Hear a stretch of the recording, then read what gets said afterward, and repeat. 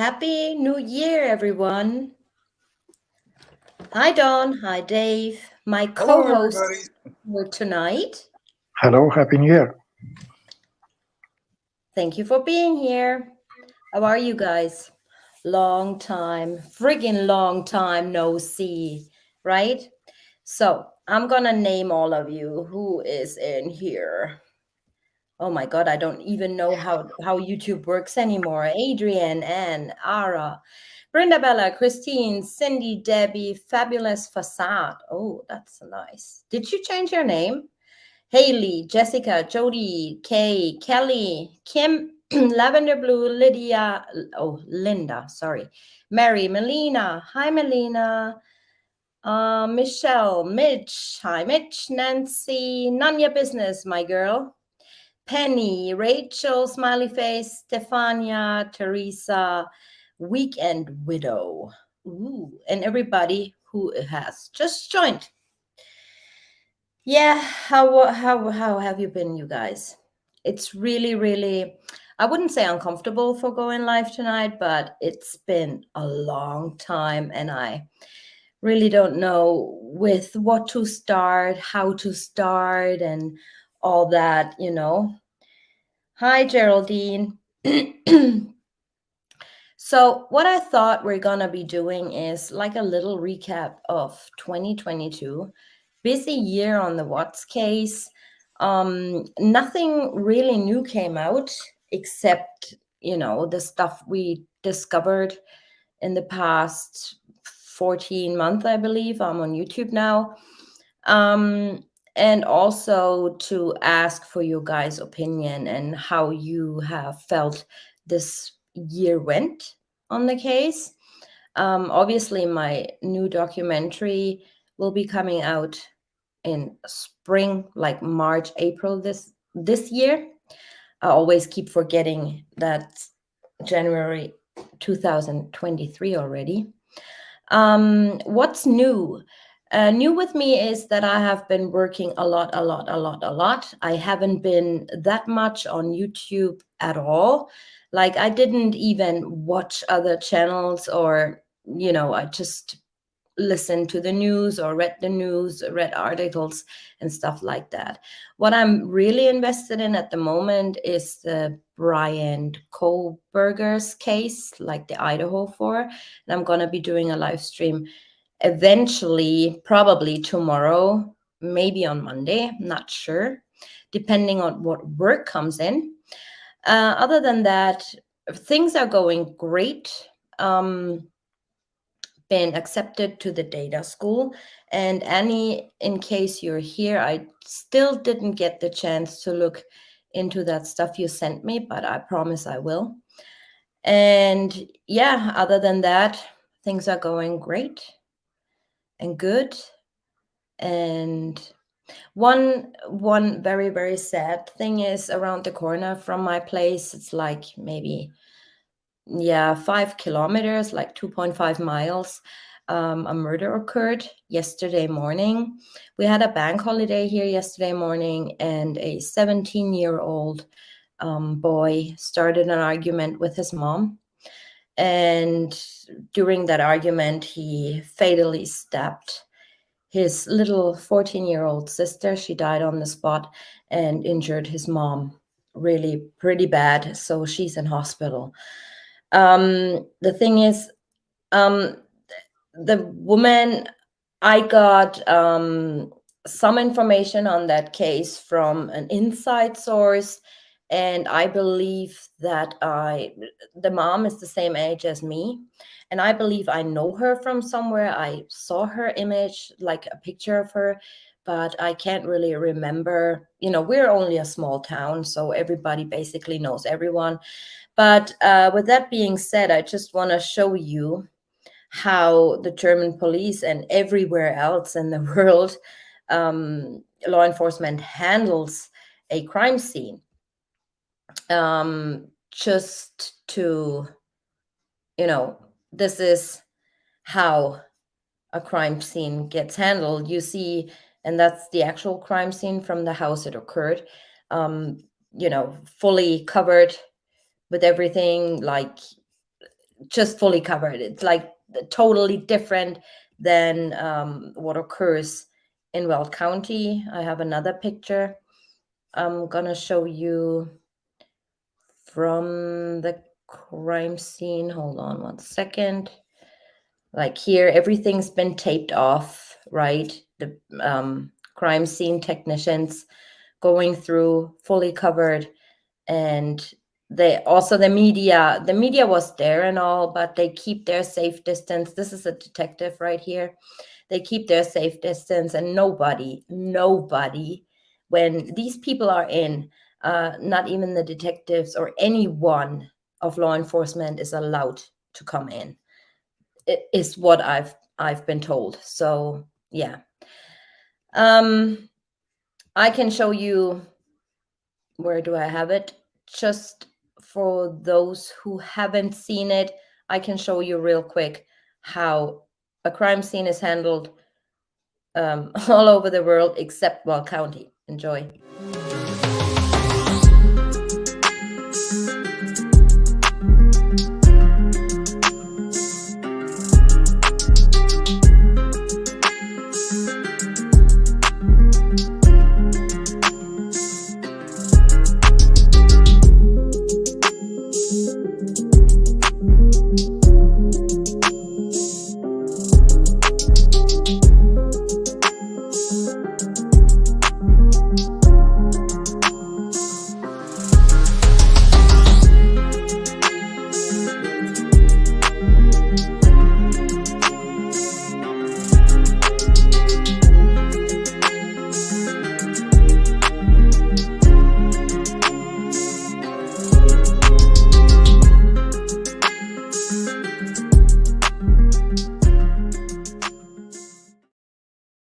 At least they wore gloves, right?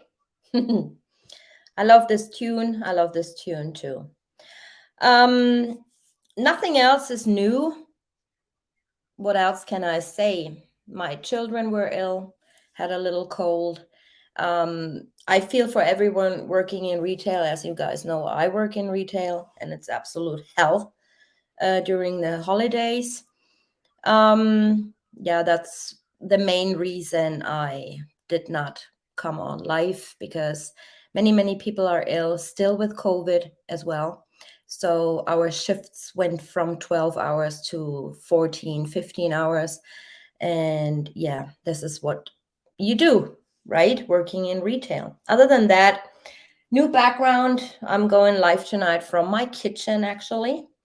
I thought that's nicer than having these unreal backgrounds, green screen backgrounds. My husband Steve is building me a studio at the moment.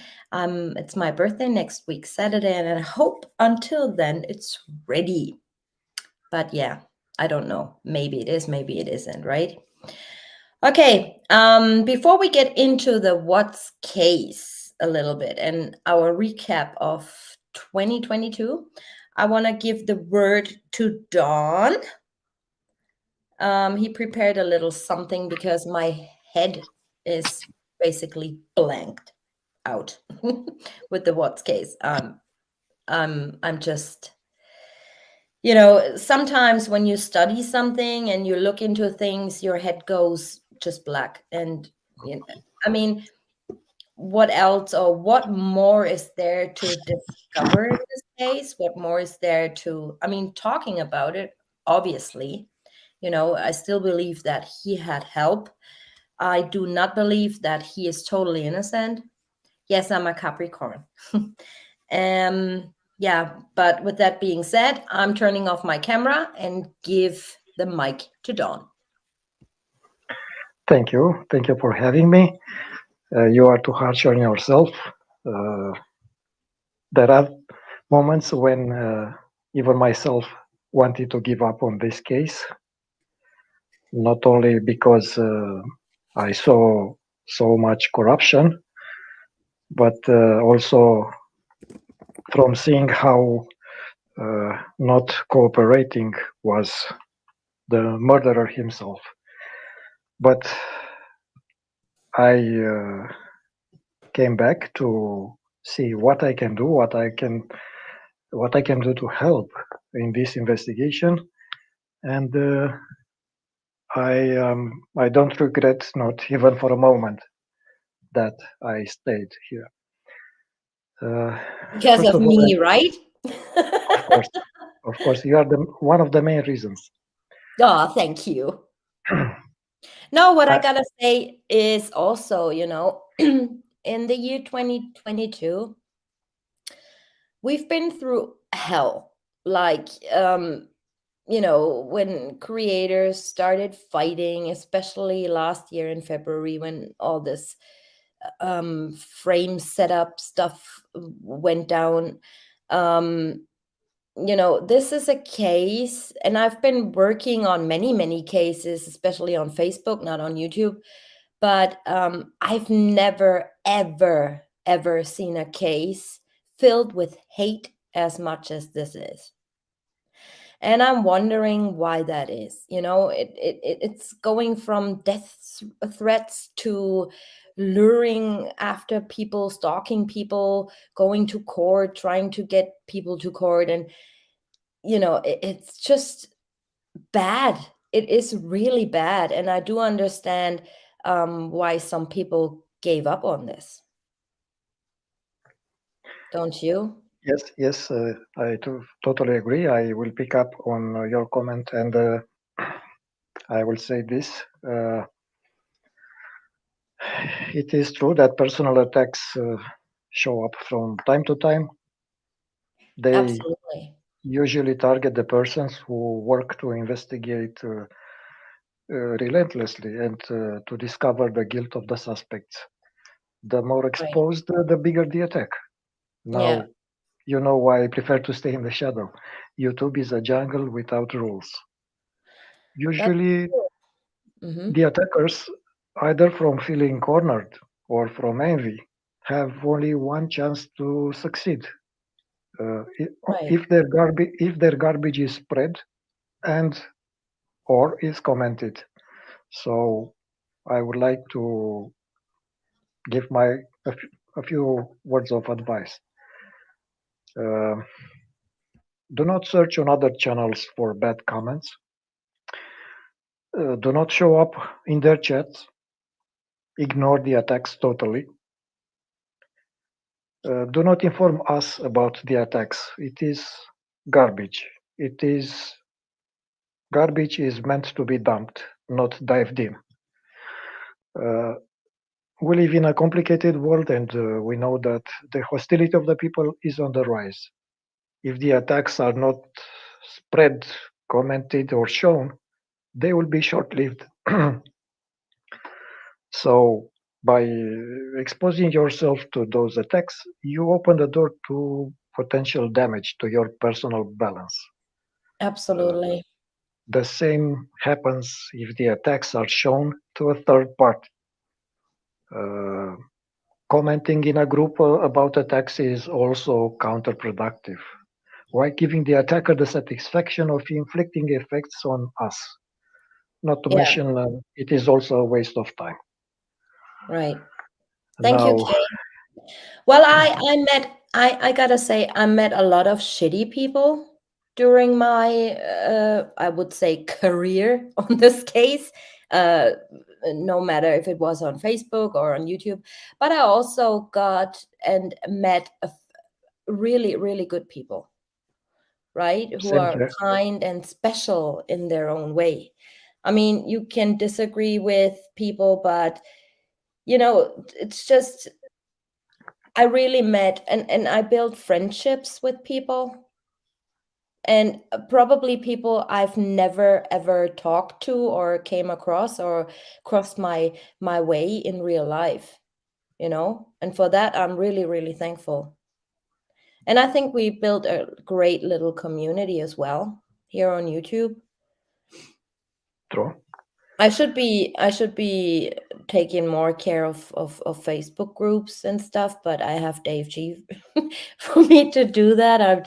It's not that I'm lazy to do that, but in the past month so much went on. and I just don't have the time. And I want to say a very special thank you to Dave G to manage for him to manage my groups on Facebook, and also to my mods, who are always there.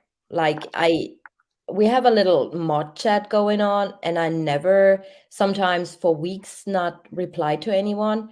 And then when I do put something in the chat, everyone is there again, like nothing happened, and I want to say thank you guys. I really love you, truly do.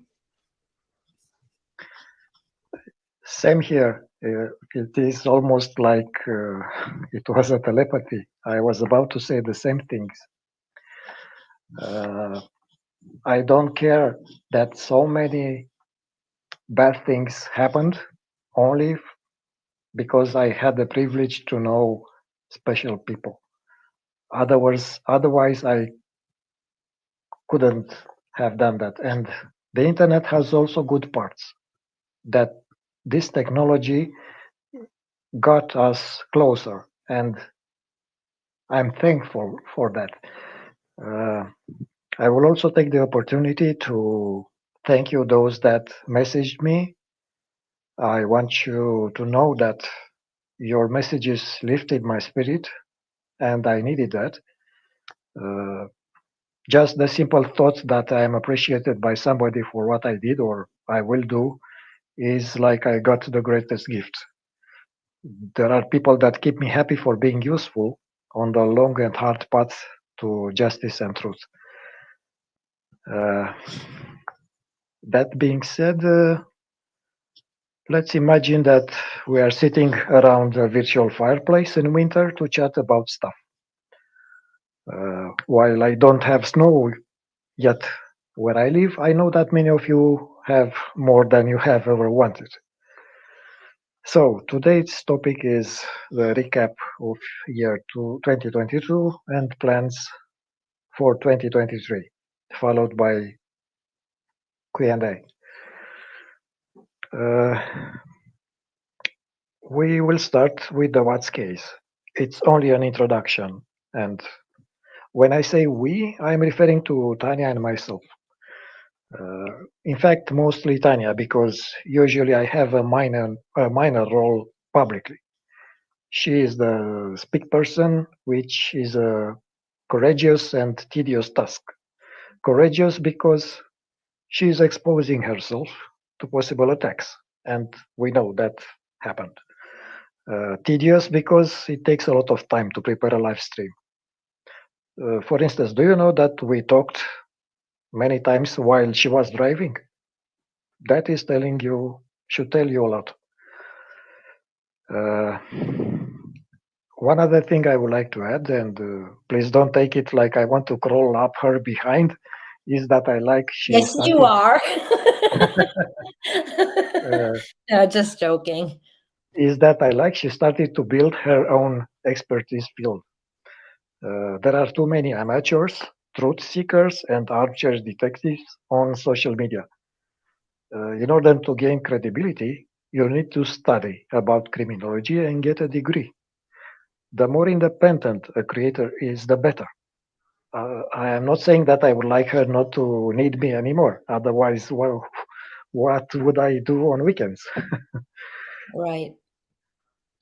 So, Um, what I yeah, was about to say real quick is that I always was interested in that field, like crime, and I mean, this might sound a little bit weird, but I just like investigating and reading stuff on my own. And before I had the YouTube channel, I mean, I do a lot of other cases too in my free time, not necessarily on YouTube. I started off with the What's case here on YouTube, but in the little free time I have, I'm also looking into other cases. Um, the thing about me, and what probably not many people know, is that I lived in England for 2 years when I met Steve. And the reason I lived in England was that I wanted to get a degree in criminology. So then I met Steve, and the thing is, how do I put that without hurting somebody? Well, in my opinion, in my opinion only, I don't think that the English or the UK health system is the best, right? So, and as you guys know, Steve has had a brain tumor, like a bone tumor in his head that's growing and growing, and he took it out twice. So the doctors have to wait until it has a certain size. And I decided for him, no, we're going to Germany to get your head examined, you know, basically get your head examined. And let's do this in Germany because the medicals, it's just better, in my opinion, right? So I saw what they did with his mom in the hospital and stuff like that, and my opinion was never the best of these doctors and the environmental health insurance and all that crap, right? I'm not saying the Germans are the best, not intending to say that, but like I said, from my experience, they just have the better doctors, and they just take better care of you. So, and that was the reason I stopped it all, and we came back to Germany in 2012. So, and ever since then, I was looking for, yeah, kind of like a purpose, right? And then this with my aunt and uncle happened 3 years later and stuff like that. That made me go even more into the crime and stuff like that. But I also gotta say, I would have never thought in a million years that I'm gonna go do data school, like that. I'm so interested in this field, the criminal field of like techniques and all the technology and the data and all that stuff. But this is something positive, I would say, that came out of the Watts case, that I'm starting this. Yeah, this is just what I wanted to say. So it's never too late to learn something new, like Dawn said. um, you know you guys, everyone has a purpose, and even if you're 60 or 70 or 80, it's never too late to do what you like, you know Right. now I'm gonna be quiet. No. Uh, Now back to the Watts case. Like Tanya and I say, how long should we beat that horse? Uh, in 2022, we have turned the Watts case upside down, side to side, and more. Every public or useful bit of information has been squeezed, used, and abused. We studied the main timeline, but also minute details. We were guided by logic and evidence most of the time, accomplishing important result, I would say. Yet sometimes we lost valuable time discussing, about drama inflicted on us. Uh, we have established a common, most probable timeline of the murders. That is the most we can do with existing information. Nobody can tell with 100% certainty what happened in detail. Uh, the only reason, for instance, I am not talking about it and I am not explaining it in detail is that Tanya is preparing a documentary. Now, let me ask you this. Let's say you will know what we know and had 100%. Let's say you realize that the timeline and the guilt of each conspirator to murders is logical.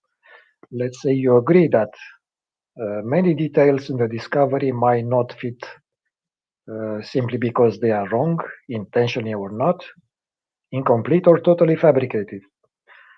You will have satisfied your curiosity. Then what? I mean, okay, I am very curious to know if our live streams are only to know exactly what happened and then everybody is satisfied. I hope not, because I want you to know that we didn't give up on this case, and everything that will happen from now on will be in private using private resources. Uh,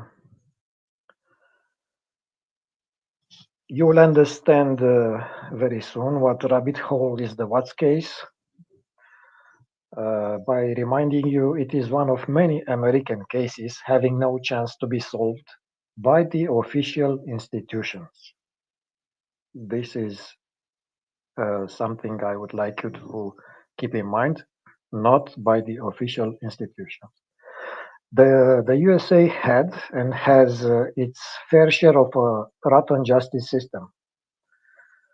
I mean, we're talking about the country where the Kennedy brothers, one president of the USA and the other general attorney, have been betrayed, ambushed, and assassinated without the real assassins being known.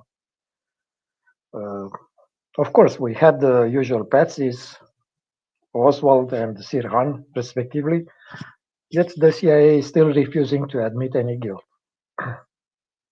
Another episode from the long list of American injustice, the 9/11 event.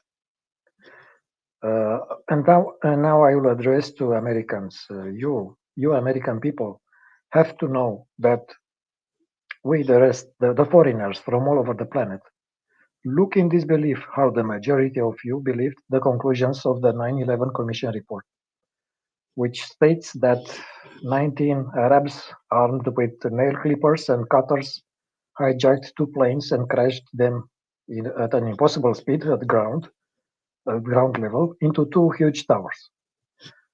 The towers free fell, defying all laws of physics. In fact, they disintegrated, leaving behind just 2 stories high of rubble. A third tower, not impacted by the so-called planes, free fell and disintegrated also some 7 hours later due to fire. How did the Commission knew it was some Arabs that penetrated American airspace? Very simple. Their passports have been found immaculated on the streets of New York. To make things even more hilarious and tragic in the same time, another plane crashed into the Pentagon, leaving a very small hole compared to the size of the alleged plane. Among those hundreds of CCTV cameras that face the Pentagon, 99% didn't work, and only two very small images have been extracted. Does it sound familiar to you? So I'm asking you again, are you still expecting something to be done in the Watts case?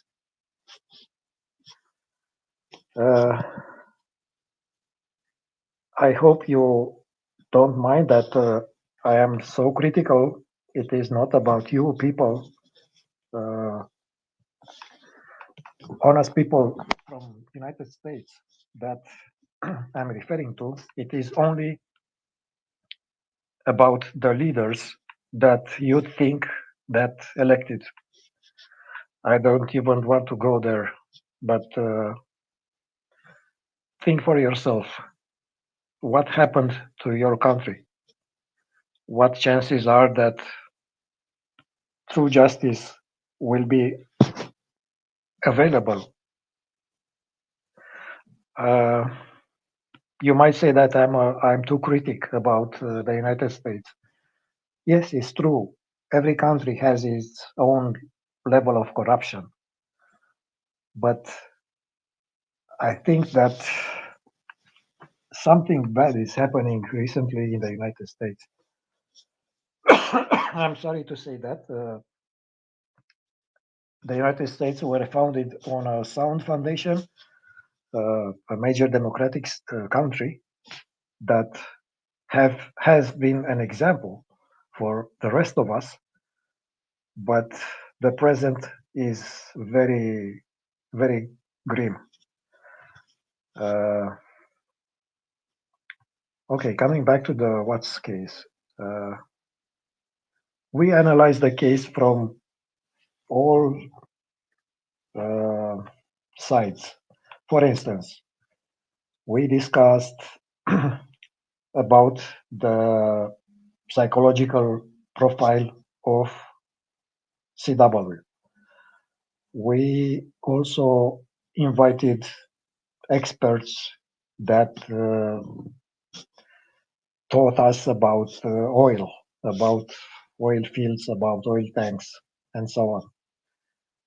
We talked with doctors, with psychiatrists, and we brought you all the information we could, only to cover as much as possible the case. Uh, if you're interested, I have prepared, maybe for later, a more complete profile of CW that explains a lot of things. But for now, like I said, it is only an introduction, and it is not polite from me to talk more than the host. So, Oh, Tanya, please do, because when these comments came up about the data of Brian, right?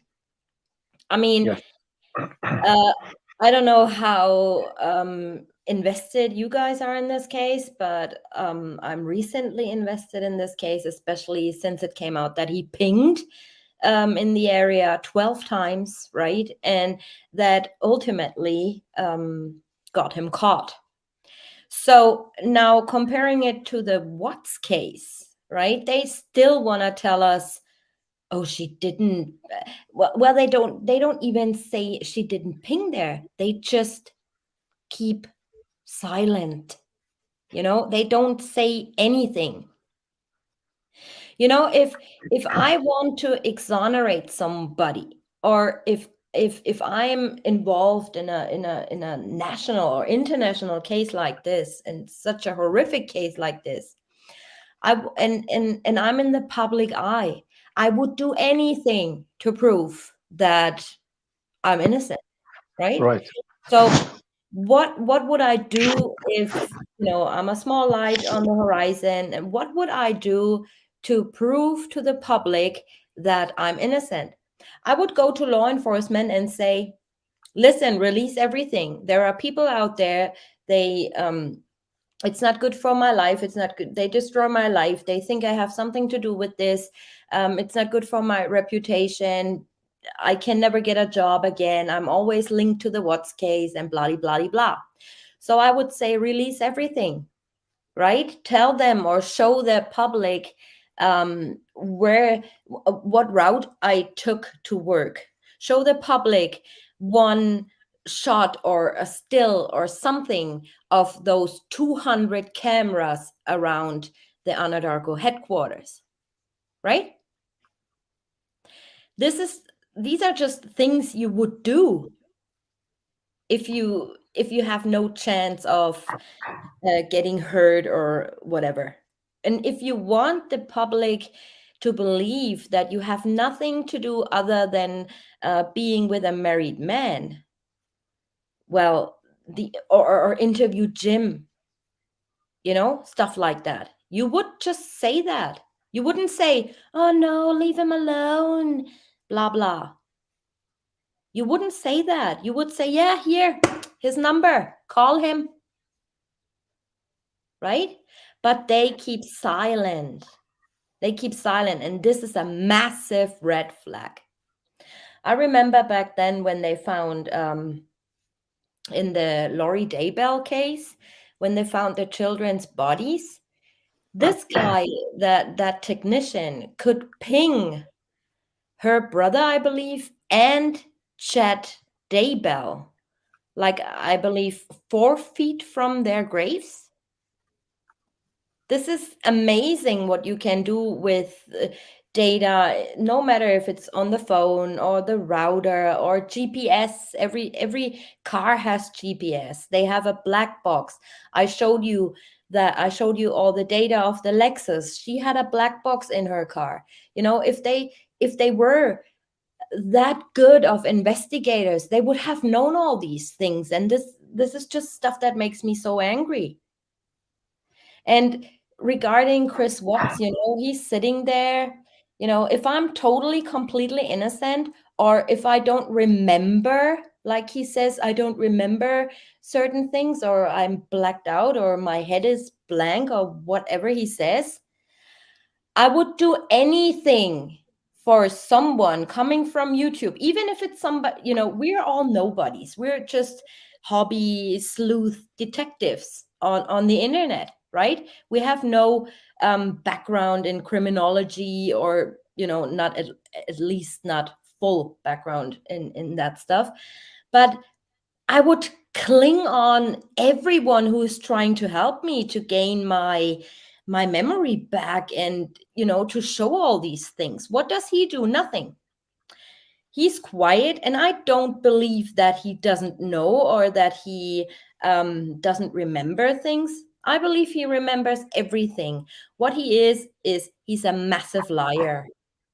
He's been a liar all his life. He lied to his parents, he lied to his teachers, he lied to everyone around him, and always kept up this facade of being that introvert and socially awkward. And, you know, I just don't believe that. I don't believe what I'm seeing. This is all I want to say. I don't believe that he forgot about it. When it comes to women, he does remember everything. He writes them. He has several girlfriends in prison. He does all these things, right? He doesn't even care. He wants us to believe that he cares about his family, that he hangs up pictures of them. He's praying to God every day for their forgiveness. Bullcrap. I don't believe that he ever regrets what he did. Ever. Because he has the best life in prison, right? The only thing I'm really pissed off about is that he is lying to his parents constantly. And those two, Ronnie and Cindy, are probably the only people, after nobody is talking about this case anymore, right? They are probably the only people who's still standing behind him 150,000%. But And also they are in denial. to lie to them, yeah, of course, denial of some sort. But I'm trying to walk a mile in their shoes, and I believe, it's their son. Of course, you don't want to believe this, but I think, he's a liar. He doesn't deserve better. He has no care in the world, working and doing his crap, and just keeps on going with his life. I'm not saying that he should have gotten the death penalty, but he should. And this is why I hate him for, is that if there were others involved, obviously, right? And he planned this for a long time. This is not like he came up with that 2 days ago, or Yes. just um, just blanked totally out and didn't know what to do and blah blah blah. No, if you follow that case from the start, you see a pattern there. They knew that Survey 319 was supposed to be abandoned. It was supposed to be abandoned since 2015, and they knew that, and also that this wasn't his actual work area. He, when was he last, or the first time? He even says that in his interview. The first time I've been to Survey was a year ago, when an oil field operator showed me the area. And then after that, he went on to July the 7th, I believe. Right? And then he tells us, oh, he met up with Troy McCoy, talking about the league. And then he offered to go out there to the league and fix the league. And Cody didn't even know anything about that. And he didn't know that Chris knew up until Sunday when he texted him. So no, I do believe that he planned this Of for course. longer. I think stuff like, I've been grocery shopping today with Steve. And I said to him, "Oh, we do a marathon of the UK TV show Shameless. I don't know if you guys know that TV show. It's pretty funny. They have an American version too." And he said to me, "Oh, tonight we're gonna watch Shameless." And he's like, "Oh no, you're going live, right? We cannot watch." And I'm like, "Yeah, I'm going live." He's like, "What are you going live with?" And I said, "Well, the obvious, the what's case, right? I haven't been live on forever." Blame it on And me. and then he did something I hate him. I hate him for. He said to me in the car, "Well, you know what? You don't believe that he did this, do you?" And I'm like, "What the hell, man? You were the only person in this whole wide world who always said he did this. He did this. He's guilty. He did this. I don't know why you bother with this anymore. He did this, you know?" And all of a sudden he says, "Well, I don't know anything about the case, but from what I'm watching on your channel," and then he's watching my videos sometimes, and he couldn't have done this alone.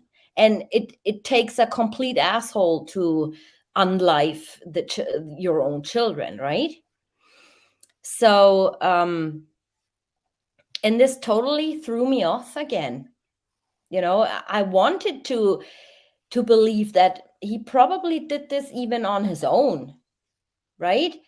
But well, that people knew about it, obviously, but the act of unliving them or taking their lives, I wanted to believe that he really did this on his own. But now that Steve is, and everybody who knows Steve, like from me um telling you guys about him, he's never like that. So he watched videos on that case and he came to the conclusion that how stupid can someone be to put the bodies where you work, right? And that made me think, because it wasn't his normal place to work. That's why he put them there. And he also knew, or they also knew, that this place is gonna be abandoned very, very soon. Hence, you can hide things in there, right? Or do I get something wrong, Don? No, it's exactly like we talked so many times about that, and it's not that stupid if you look deep uh, inside each detail. Yeah. The only thing that was missing uh, for Chris to go there, it was a pretext, so-called leak that he needed to attend to. Yeah, but the But thing is, when you go back and listen to all this stuff, um, McCoy says in his interview that Cody called while he was standing next to CW. But Cody never mentioned anything. He said that he only learned that CW wants to go out Survey 319 on Sunday, right? yes, So it's good.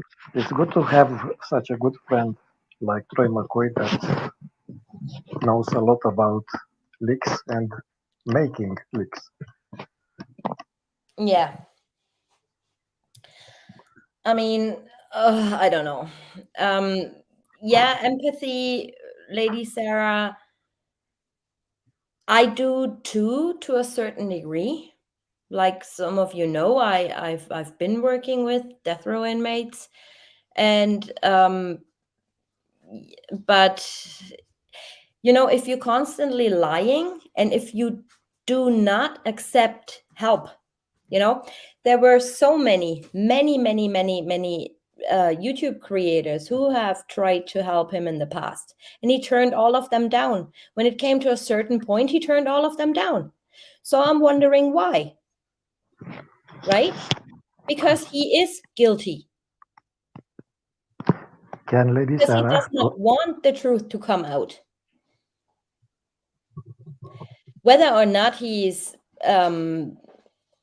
you know, doesn't want the NK stuff to come out, or maybe it's even worse than we ever thought or imagined, right? But if I was in that position and not totally a complete nutcase, I would do anything and would try everyone to help me, no matter what. I would say, listen, I don't have any memory, but I feel like I didn't do this. Or like he said, my hands, it was somebody else's hands did this, right? Please find out what happened. You know, we approached him so many times in the past saying, you know, this and that and this and that happened, and we have footage and we have this. Oh, I wish I could see that. This is the only reaction. I would say, listen, here's my lawyer, or the my caseworker, because everyone has like a legal advisor in prison, right? Give that to my legal advisor or caseworker or whatever, and we meet up in a call, or and you explain to me what's going on. You know, this is a normal reaction of somebody who is totally innocent. But I have a small request, please. yes, Can absolutely. Lady Sarah tell us uh, why does she have empathy for the killers? I'm very curious. Okay, Why she has empathy? yes, maybe I'm very curious to know the answer. Uh, Lady Sarah, I've been in a visiting room full of S offenders, even child S. I don't agree with what they've done and they deserve their sentence.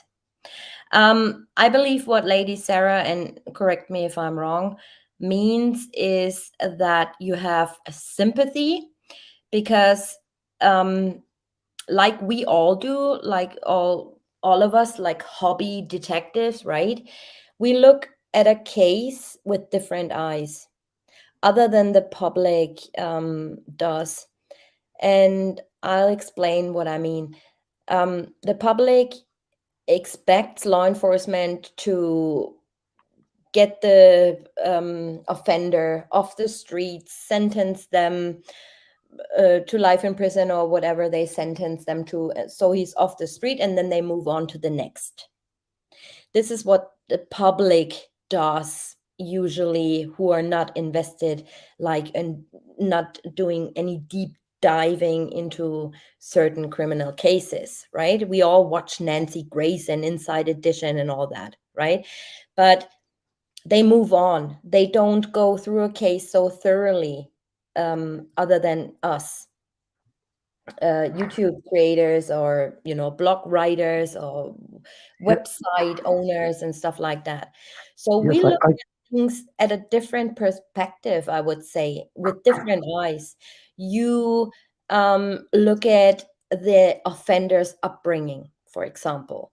Then when you have somebody who was abused by their parents, and you can see, or physically or mentally abused by somebody, you can kind of feel empathy, because you do understand why they could have, why they did what they did, right? Doesn't mean that you agree with it, but you can kind of understand the mindset at that time. I think that's what Lady Sarah is referring to. uh, she agreed that they are guilty. There is no doubt that they are guilty, yet she visited them. Sorry, I I don't understand. Having It empathy is different than sympathy. When someone is convicted of a crime and the conviction is a crime, you have empathy for those wronged that are around them or involved and walked free. Right. that's another thing. That's basically it in a nutshell. Yeah. Okay. Uh, Now I have a lot of notes that they are not necessarily chronological, but Yeah, throw I it out think there. okay. Many people ask me what do I have against the Ruchek family? What do I consider they have a suspect behavior? I want to remind you something that Mr. Frank Ruchek said on YouTube. He issued a defiant statement uh, saying like this: "We know a lot of things about what really happened, but we will never share it with you." So who is to blame for having a suspect behavior? Who is to blame for the numerous money schemes that followed the murders? A lot of money have been squeezed by overplaying the victim's story, by manipulating generous, God-fearing people. By the way, talking about God, the most despicable thing I find in a person is to hide behind God while being a devil. Hmm. Uh, so those things exist, and some are still the making. I'll be very interested what has the IRS to say about them.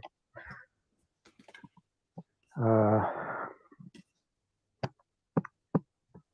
Something else. You talked about why is CW not speaking. Here is my 2 cents about that. He has to lose on two different levels: his personal image and his physical safety. Uh, and to detail a little,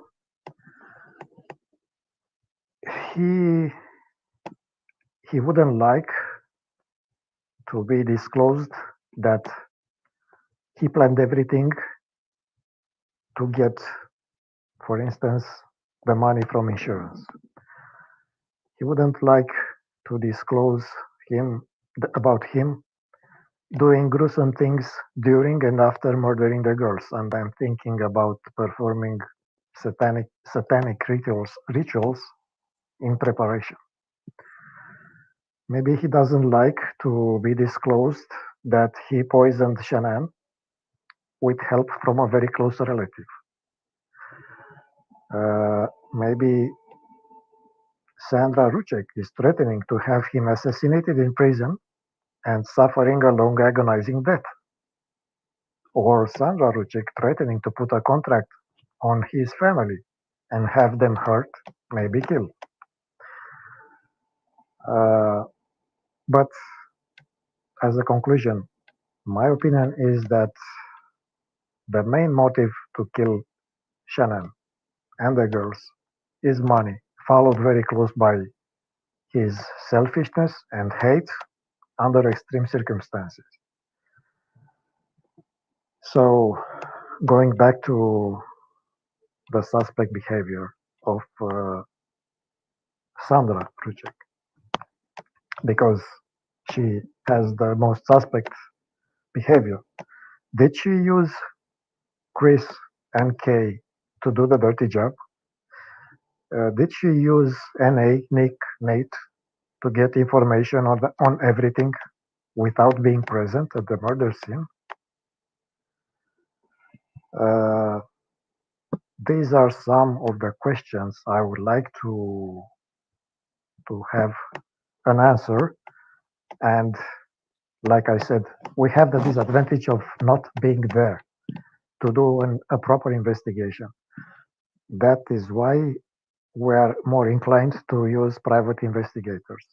And my short to-do list in order of descending importance is this: to establish facts about the relationship between Sandra Rucek and Nicole Kessinger,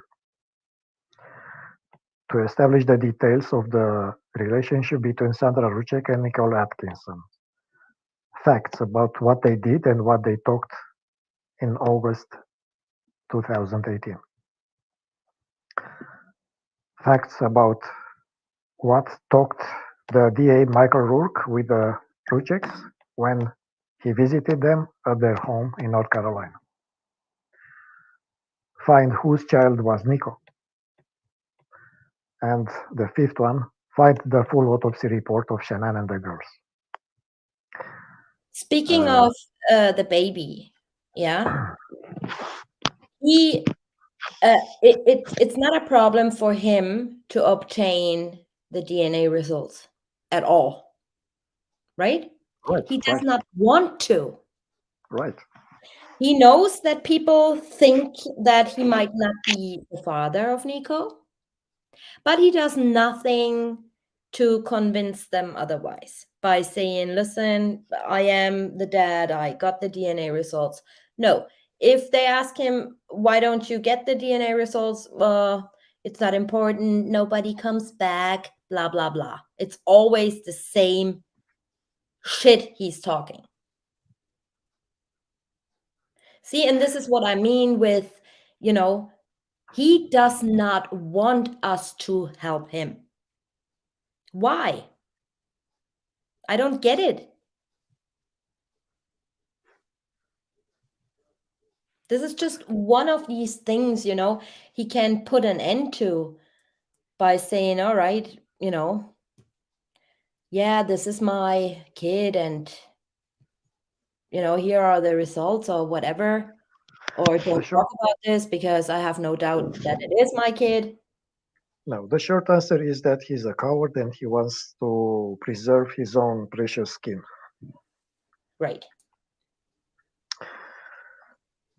Another question I had is, why don't I go to the United States alone or with Tanya? We talked several times about that, and my answer is that a real investigation is not for inexperienced people. I count them myself into that category too, because I would be on foreign ground with no protection from the law enforcement and without a gun. I mean, I own a gun in here, but I wouldn't be able to use it in the United States. Moreover, an investigation is not a sightseeing tour. It is about working underground, blending with the locals, everything in total secrecy. So that's why I consider the best solution would be to hire a team of private investigators. Of course, the most difficult problem is how will will we be able to gather money? I refuse to ask money from the subscribers. Uh, I'm working to finding a general sponsor, maybe that would have a personal interest in sponsoring such an endeavor. Okay, what else? Do you want me to tell you more about CW, his upbringing?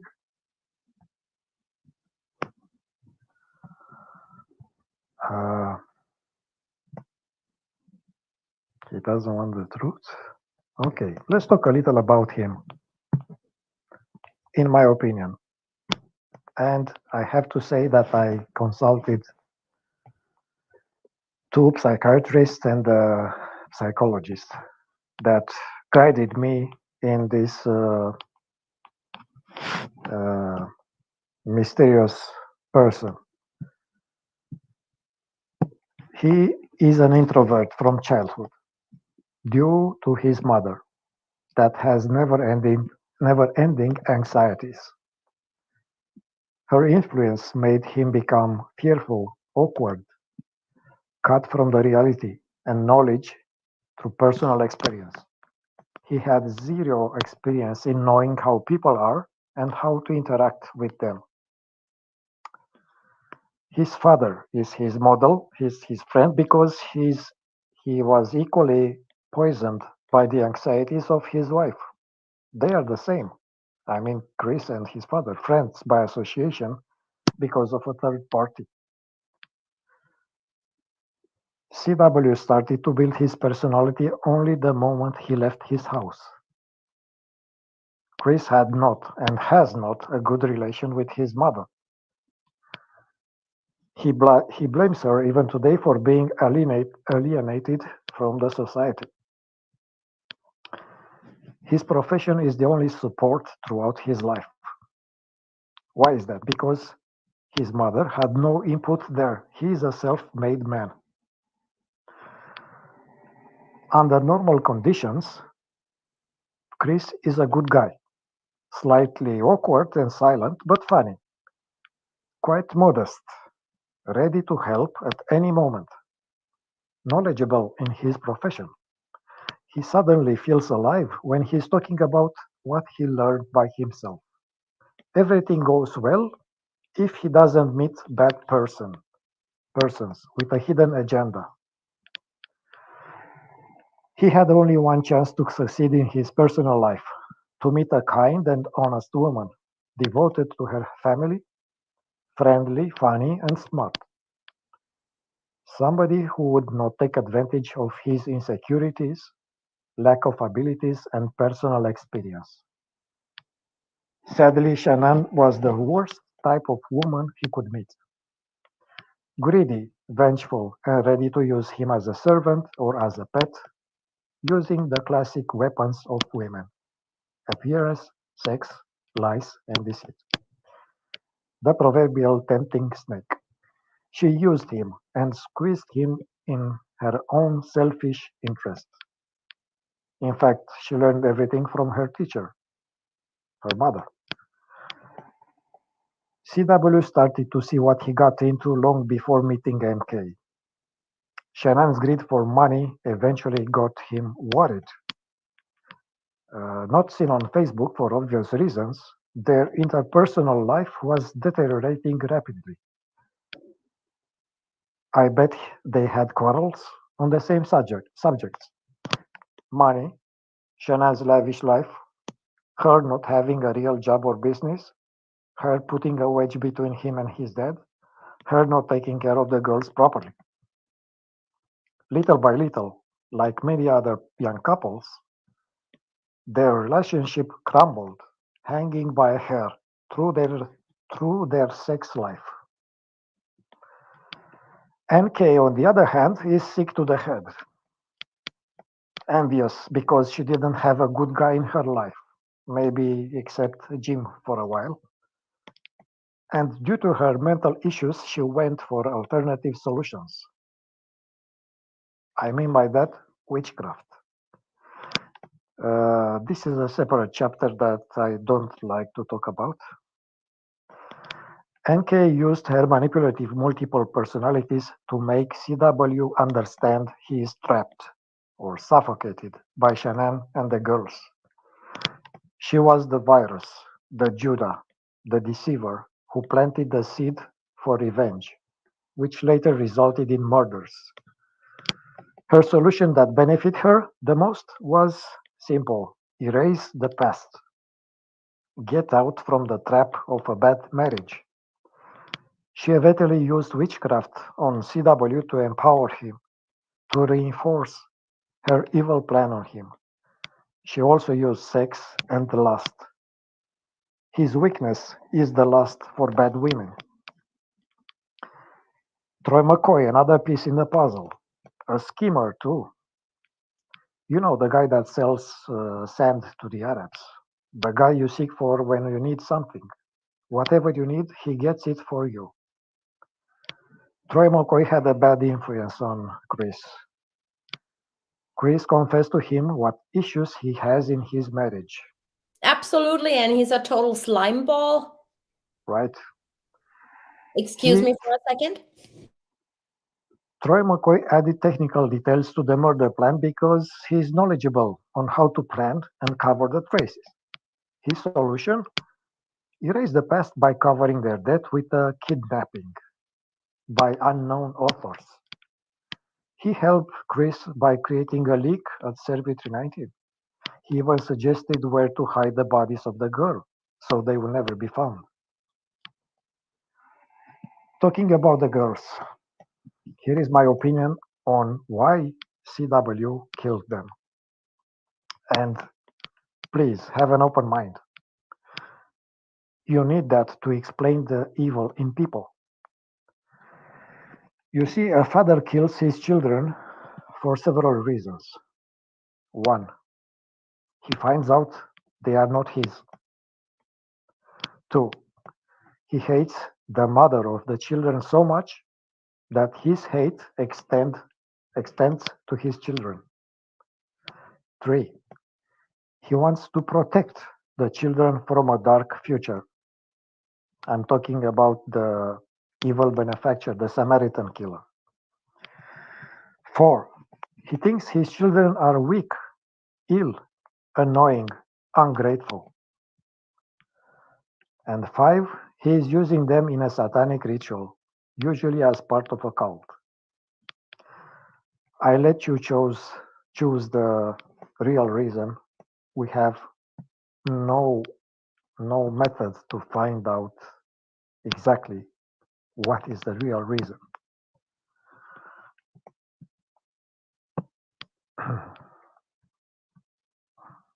What else?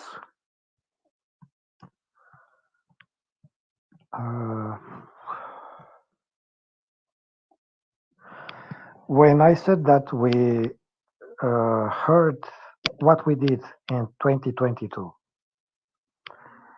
is also that we never let any stone unturned. We even talked about Shanann as not being exactly 100% a victim.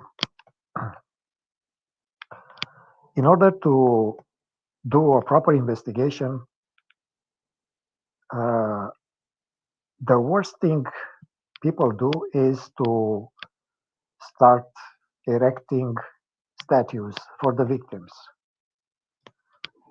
In every case, there must be a reason, a motive for a murderer to do that evil deed. Saying that the victim is totally innocent, and I don't mean by that that the victim deserved somehow to be killed. That is far from it. So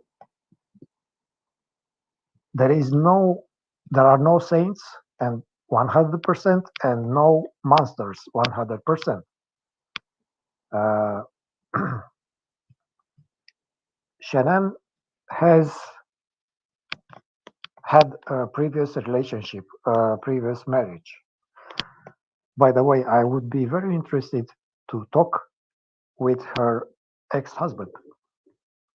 I think we would find I think very we interesting things. all would love to talk to him. Yes. I Uh, mean, there's basically nothing about this guy. all we know is a lawyer, and it is black, and uh, somehow their relationship ended abruptly. Uh, Apparently, because former of boss. her working too much.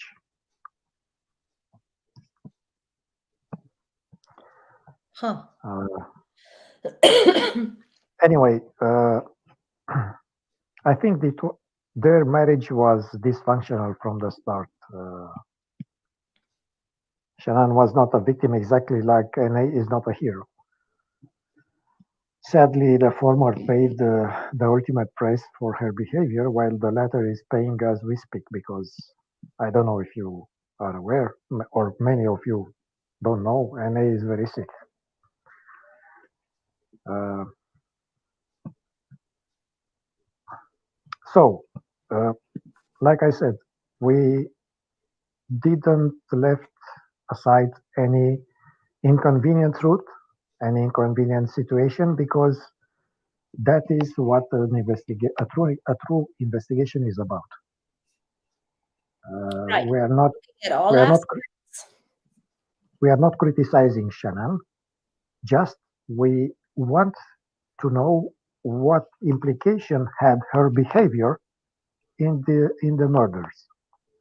If we consider her being a saint, and I said that many times, means that one morning Chris Watts woke up and said to himself, "Today I will kill my entire family," out of the blue. No. So we have to establish a reasonable motive, the modus operandi and the motive. These are two main pieces in the puzzle. Mm-hmm. Mm. And we did that. And it is up to you to decide if we did a good job or a lousy job or so on. Yep. Well, the thing coming back to, I mean, like I said before, we're all not like law enforcement personnel, right? But speaking of, because we hear so many times, you're bashing victims and you're doing this and doing that. No. I don't know if you guys remember a few years ago, there was this girl, I can't remember her name. Maybe you guys remember. I think that was in Utah. Can't I can't remember. Anyways, so she got murdered, coming back from a family meeting or something, and she got into an Uber or a Lyft at the airport, and she was found. It was a blonde, beautiful girl. She was found dead somewhere in a house in the garden or something, and everyone was saying, no, she was a good girl, she was so nice, and she would have never done anything, she would have never got into the car of a stranger, she was so nice and blah blah blah. So what law enforcement did in the end, they checked her whole background, right? She was the victim, obviously, but they did check her background to see how it came that far. And what came out is she had a sugar daddy.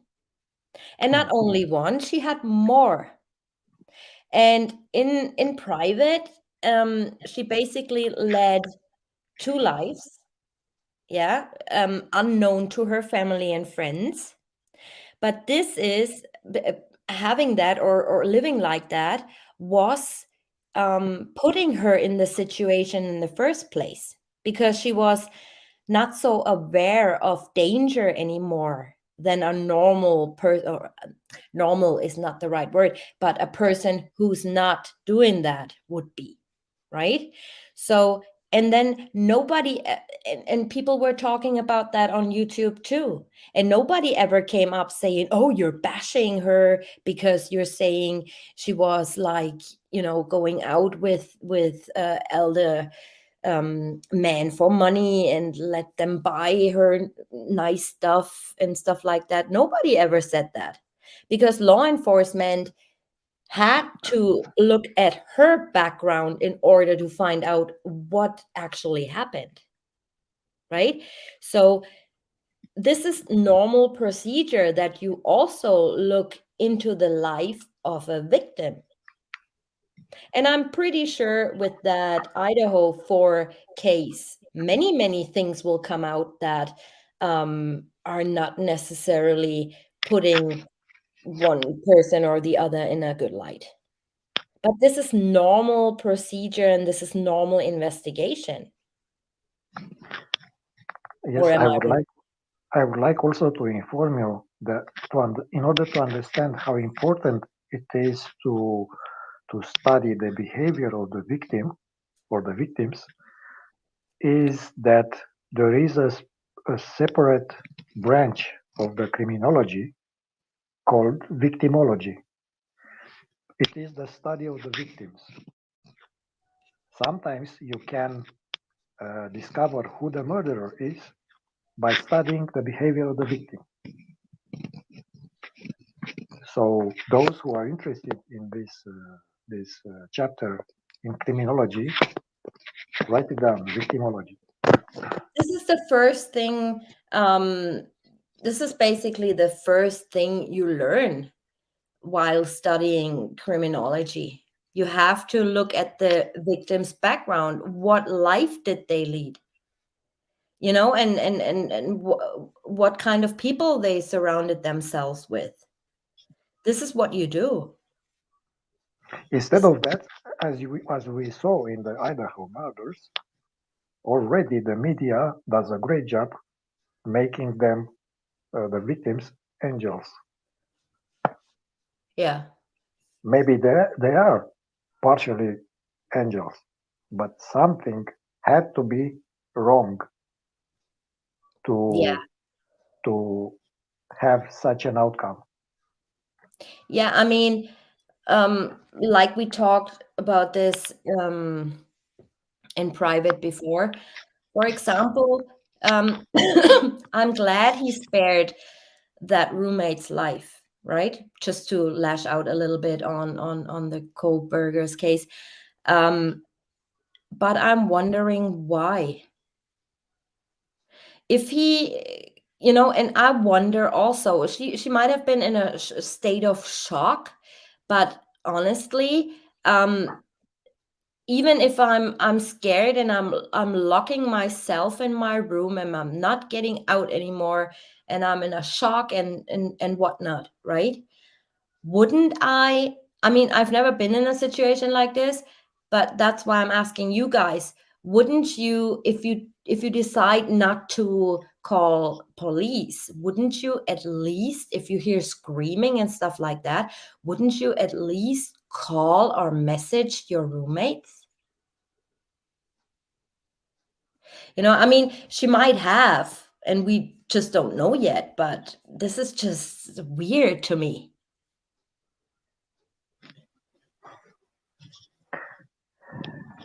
I don't know how you guys see that, but I gotta dive deeper into this, and yeah, it will come out eventually. Let's wait for a while to see how good, how well the law enforcement is doing its job, and I'm sure many other information will come out. Come out.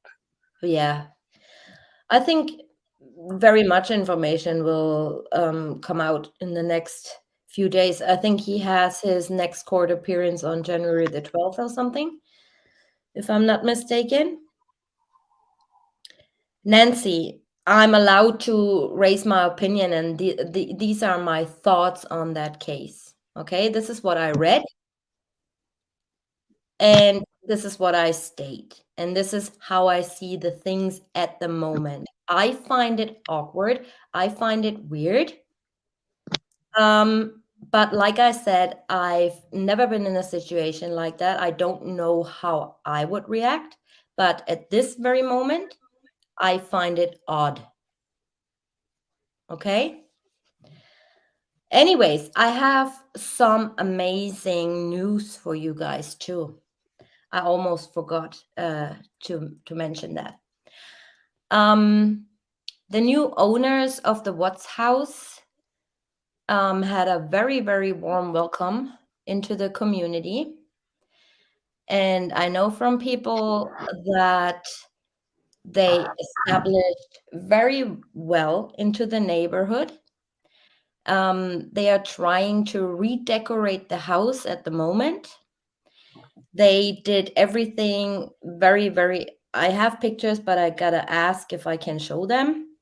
They decorated beautifully for Christmas, and they are trying to bring all the love that there is back to this dark place. So the neighbors are very, very happy and very, very thankful that another family is now living in the Watts house. And yeah, that's absolutely wonderful. So they're very happy. The house is filled with life again. Like I said, I was told they decorated very nice for Christmas. They had outside lights. They are redecorating the inside. Um, all the neighbors are coming together also to help doing the garden and set all the things up like nice and beautifully. So they established very, very good in the neighborhood, and people are very happy that they're here. There, not here, there. So I just was asked to tell you guys that everything is fine. There's no problems at all. And also that there are no people like stalking them or anything. They just want to live in peace. Um, it's not like everyone uh, shows up all the time to take pictures of the house and stuff. This is long past, and they just the whole neighborhood basically moves on now. So ever since they lived in there, um, yeah, it's filled with love and light again. So that's very, very good and great news to hear. And I was very happy when I heard that. I have one question. I would Yeah, like to ask the subscribers. Uh, would you move in a house where a murder took place? I would.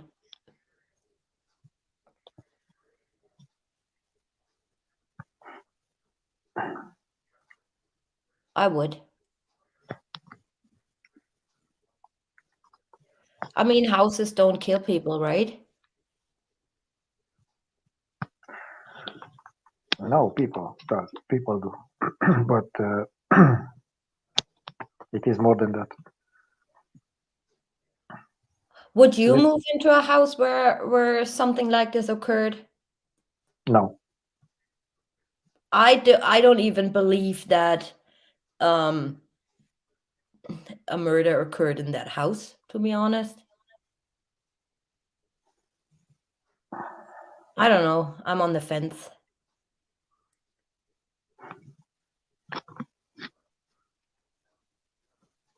I mean, it depends if you believe in like ghosts and stuff like that. But why wouldn't you move in into a house like that, Dawn?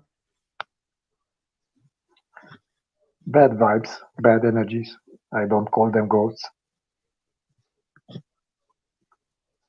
Bad energy? You mean dark energy, kind of like devilish kind of things? Yes, Yeah, probably, but Usually, I mean, in my country, people call a priest to sanctify the house if something like that happened, to clean the house, to cleanse. But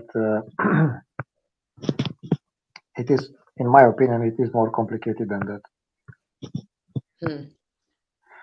Uh, in extreme cases, uh, and I can't remember right now which case, but in extreme cases where many uh, killings, many crimes took place in a house, the house were destroyed, burned to the ground.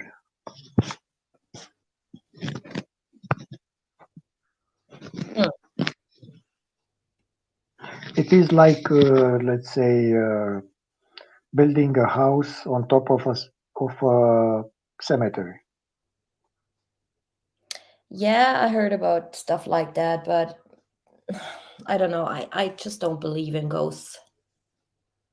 I just don't. I think Go it's negative energy. It's demonic. no, ghost is like trivializing the subject. Uh, Ghosts, it's like That is what movies are for. But uh, it is more than that. And sadly, we don't see such things. Otherwise, people would be more careful. I Yes, did not hear what you were saying in the last second. Your audio uh, missed. I said that it is more complicated than that, and sadly, we don't see that those energies, those entities, however you can call them. Otherwise, we would be more careful with things like that. Oh, I absolutely do believe that there's some sort of demonic energy and that stuff exists, but I don't particularly believe in, Shanann comes and I just don't believe that because No, I don't believe that any one of us or the soul of any one of us can make no, contact. it's not about the victims. Not about the victims. The bad vibes are not coming from the victims, are coming from the murderers. Yeah, the negative energy. I mean, I wouldn't move into that particular house, not because I would be scared. But I just don't, I don't. It's not my style of house and not my type of house. Yeah, I would like to see how they decorated the basement. Yeah, probably the basement is done or whatever. I don't know. I don't know. Anyways, Dave, you wanted to discuss something. Yeah, but I forgot what it was. You didn't. No, It's been a Tanya, while. Tanya, one last request, please. Uh, should we talk about what are our plans for 2023? Sure. I'm not sure what this is, but yeah, No, go ahead. can any uh, intentions? Okay, I will start myself. I would like to cover cold cases that involve children. Mhm. For instance, uh, because we're talking all the time about the Watts case, John Bennett Ramsey. John Benet, Yes, I have news. you have news? Yeah, we can talk in private. Oh my God, you guys.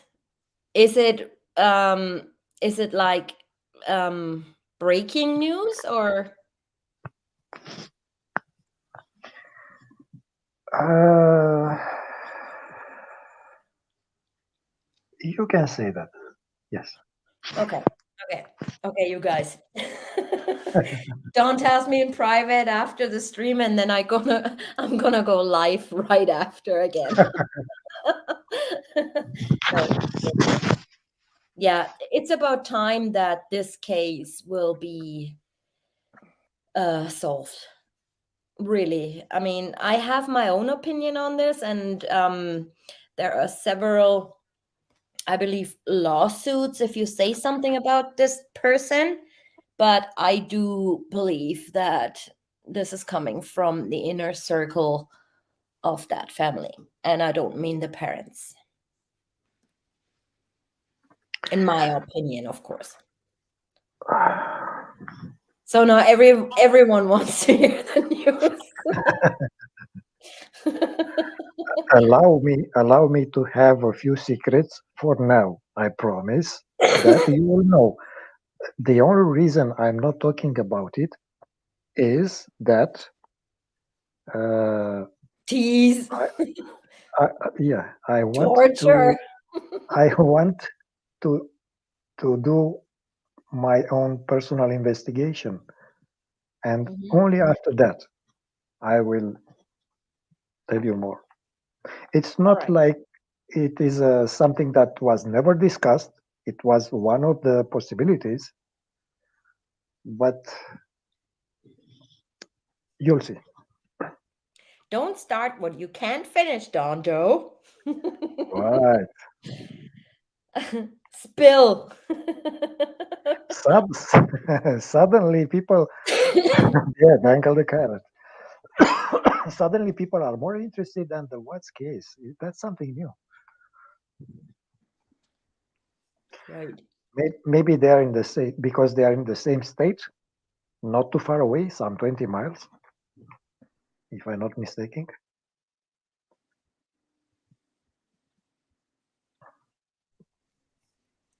All But right. like I said, that is my intention for this year to cover. And now Okay.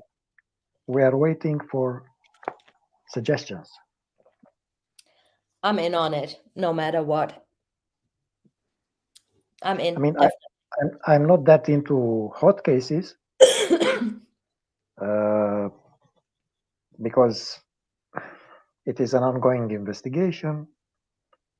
But if that hot case proves to be a lousy job from the law enforcement or a clear case of corruption, then I'm on it.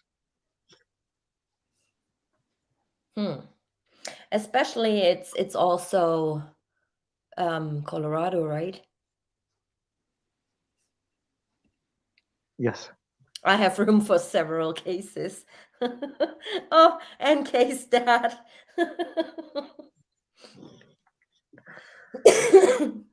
Penny calls you later. Sure, no problem. It's only uh, 2 o'clock and 2.5. I'm not sleeping this night. I don't think you will after. You will not let me. No. All right, Dave has brought us something um, we argued about in the past, right, Dave? In the past and currently too, yes. And only today he explained it to me again, and I was like, hell, you could be right. You know, if I'm convinced of something, I'm really hard to convince otherwise. But yeah, Dave G always does it. All right. Do you wanna just go ahead and I get a glass of water and I'll be back in a second, okay? Sure. Well, this is all question and answers again, but gee, I'm trying to think now. It's probably 2.5 years ago after reading the, what do you want to call it, that they gave us. um, I don't know.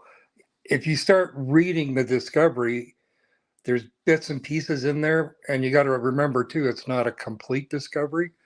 It's like what they gave us was just something for show.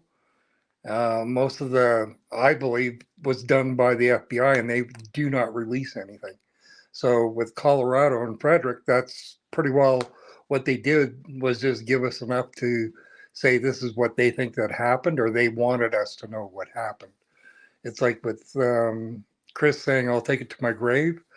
There's so many different things that he could be taking to his grave, and like he says, he doesn't want to talk about it because it's not going to bring anybody back. But if there was, immunity deal there for Troy McCoy and for Ann Kay, that's the reason why he won't be talking, because he doesn't want to go back to Colorado. But what it was is, it's Cece. If you look at her autopsy, there is no cause of death. On there, it just say, um, how would you put it?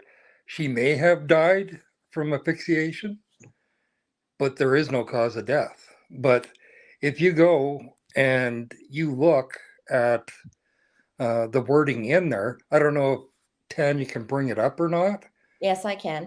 but The first one yes, you sent please. me, or okay, hold on. But what it is, it's a discoloration in her lung. And everybody keeps on saying it's collapsed lung.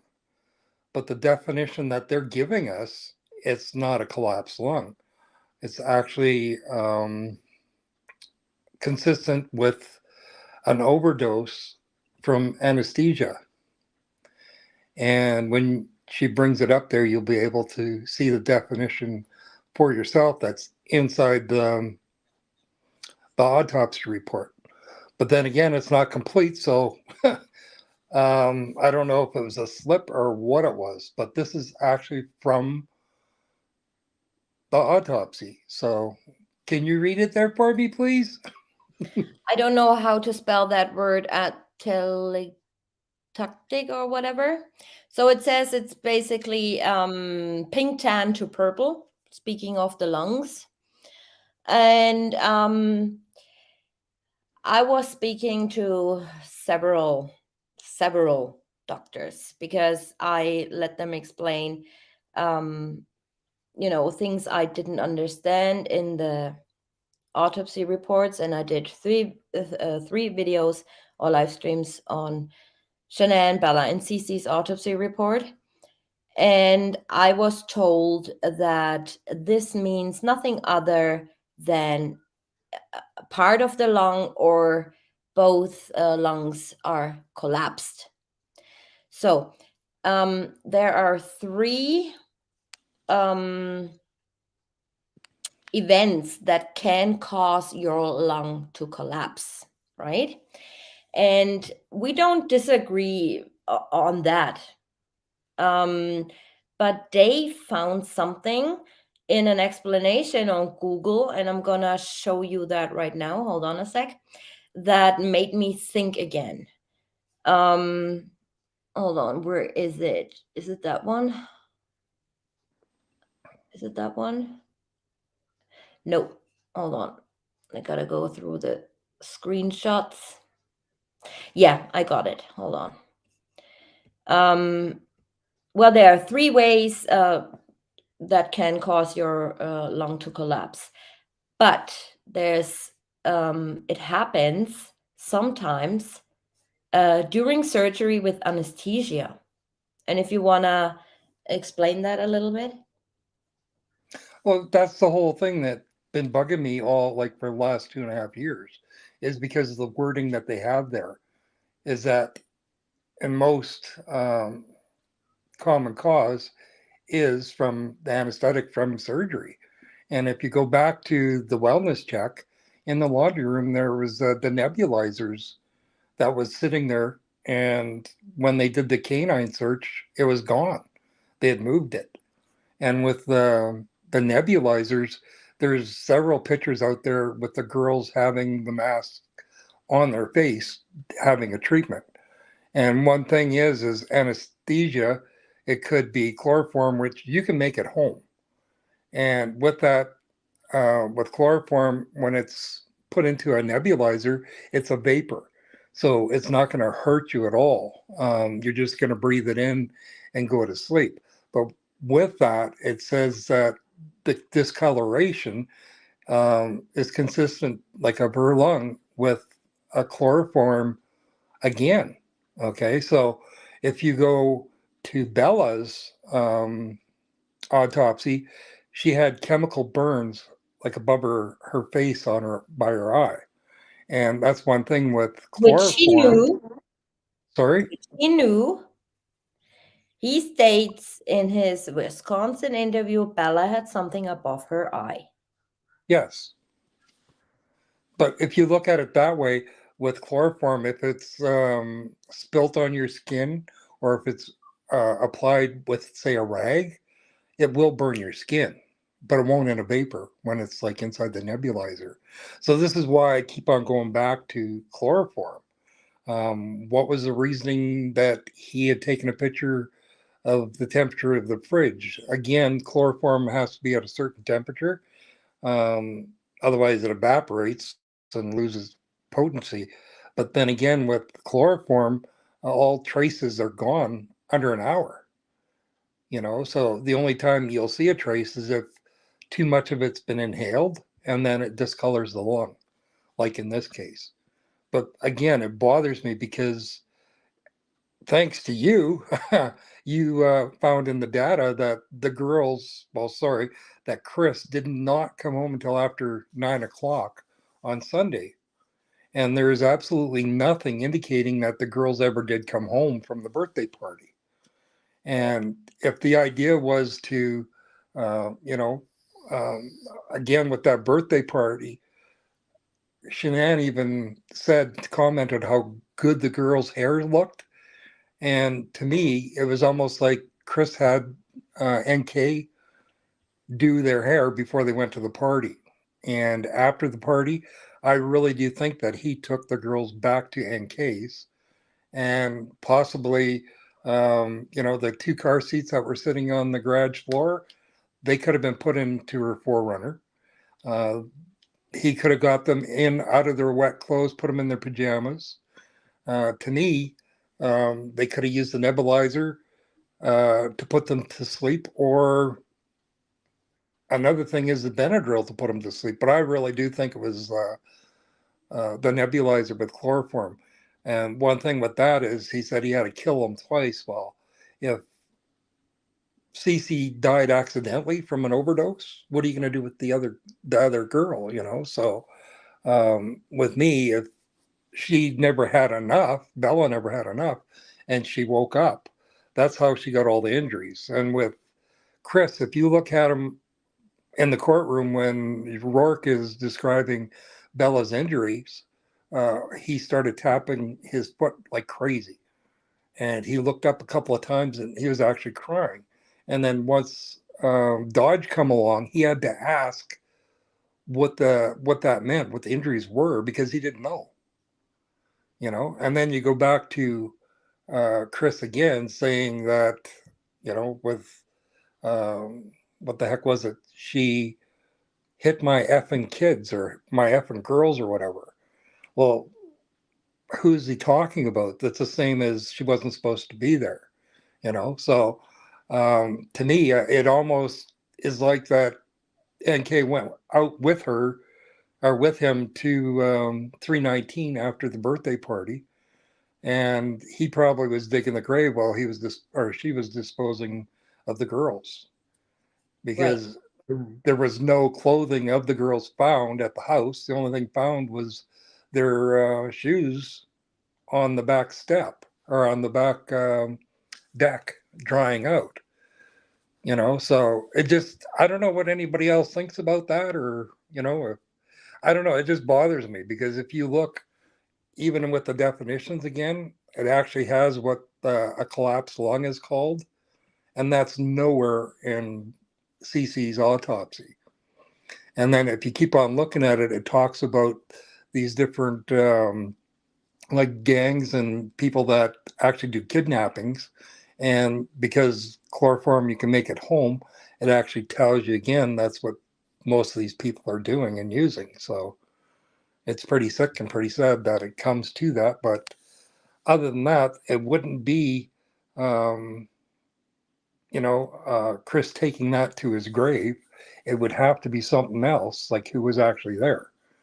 If you go to, as Dawn said about Rourke going and visiting Sandy, well, he was there for 3 days. What is he doing there for 3 days? And what the Watts is what 45 minutes or yeah 45 minutes or so away. And you know, the first time that Ronnie ever talked to Rourke was the day he asked for the phone back, Chris's phone, and he said no. He's going to keep it in case there's an appeal. But other than that, they've never spoken a word since, you know.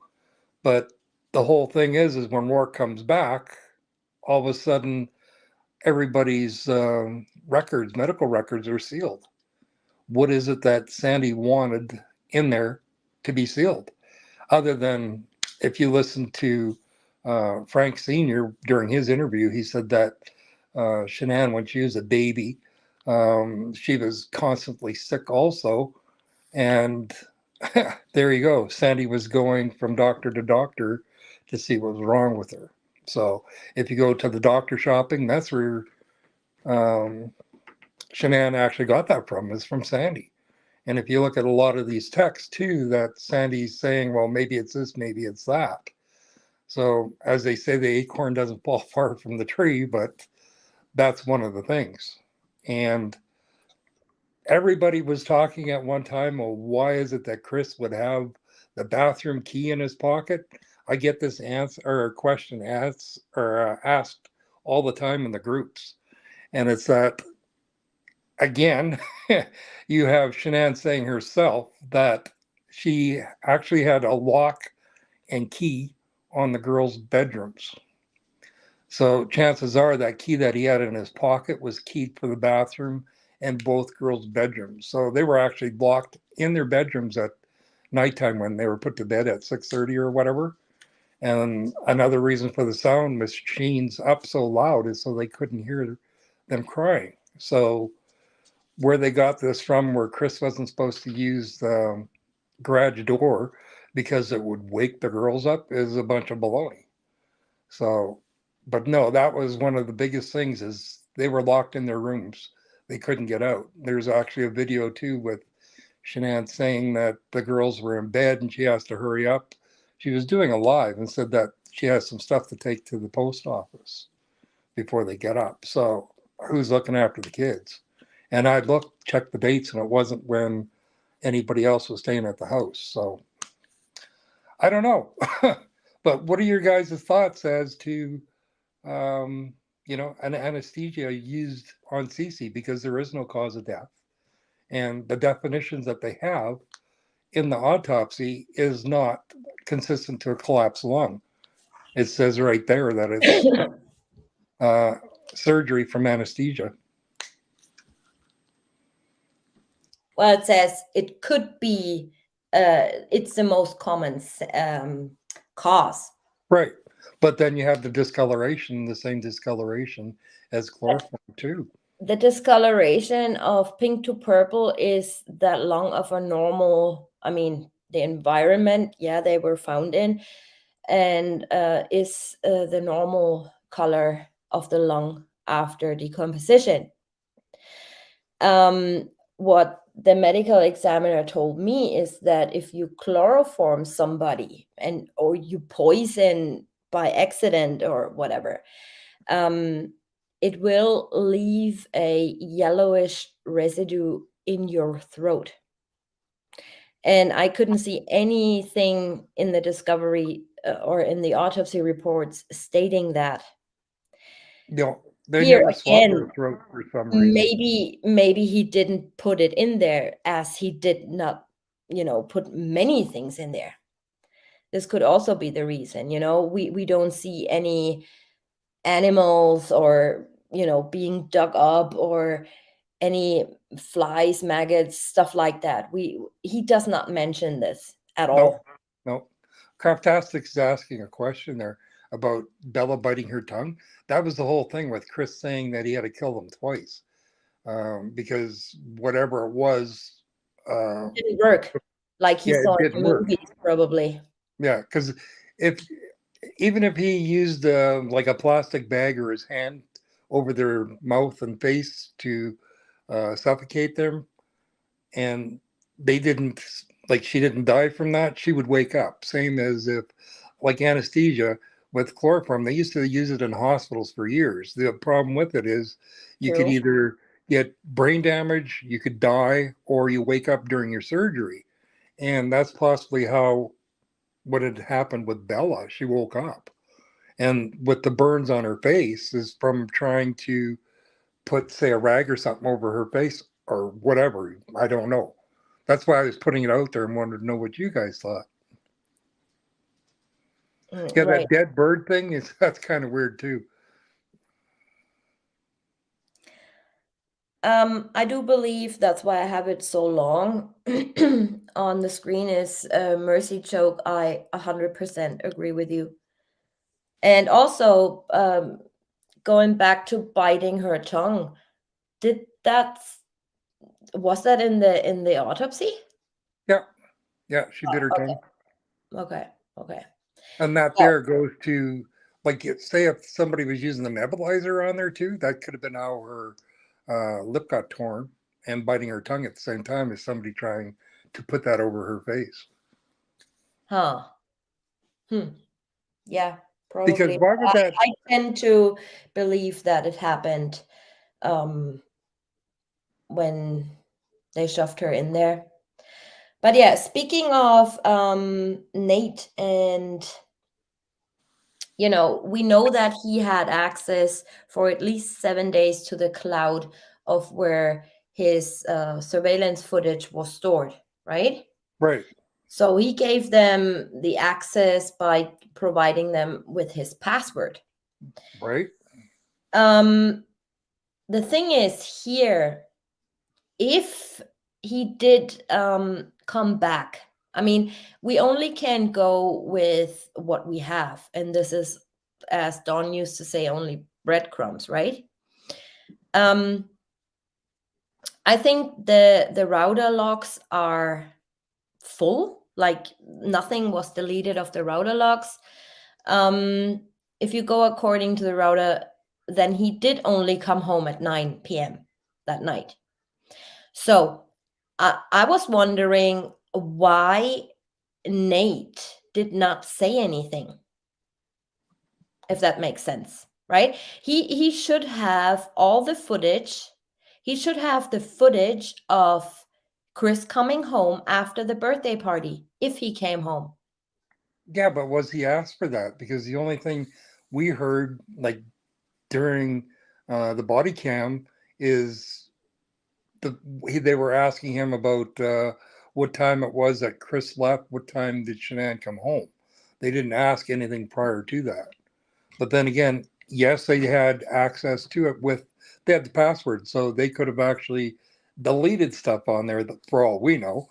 And then again, if you look at some of them videos out there, it honestly, like the day that he was asking, what the heck was it? Or was it when they were getting the dog out? I can't remember. But he was asking if they were done with his video yet so he could change the password. Okay.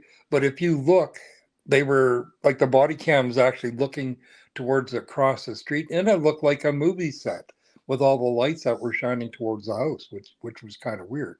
So if they wanted to be do their little thing and do videos themselves, like stage videos, or maybe they were rehearsing to see if this is how this happened or whatever, who knows? But it looked like a movie set.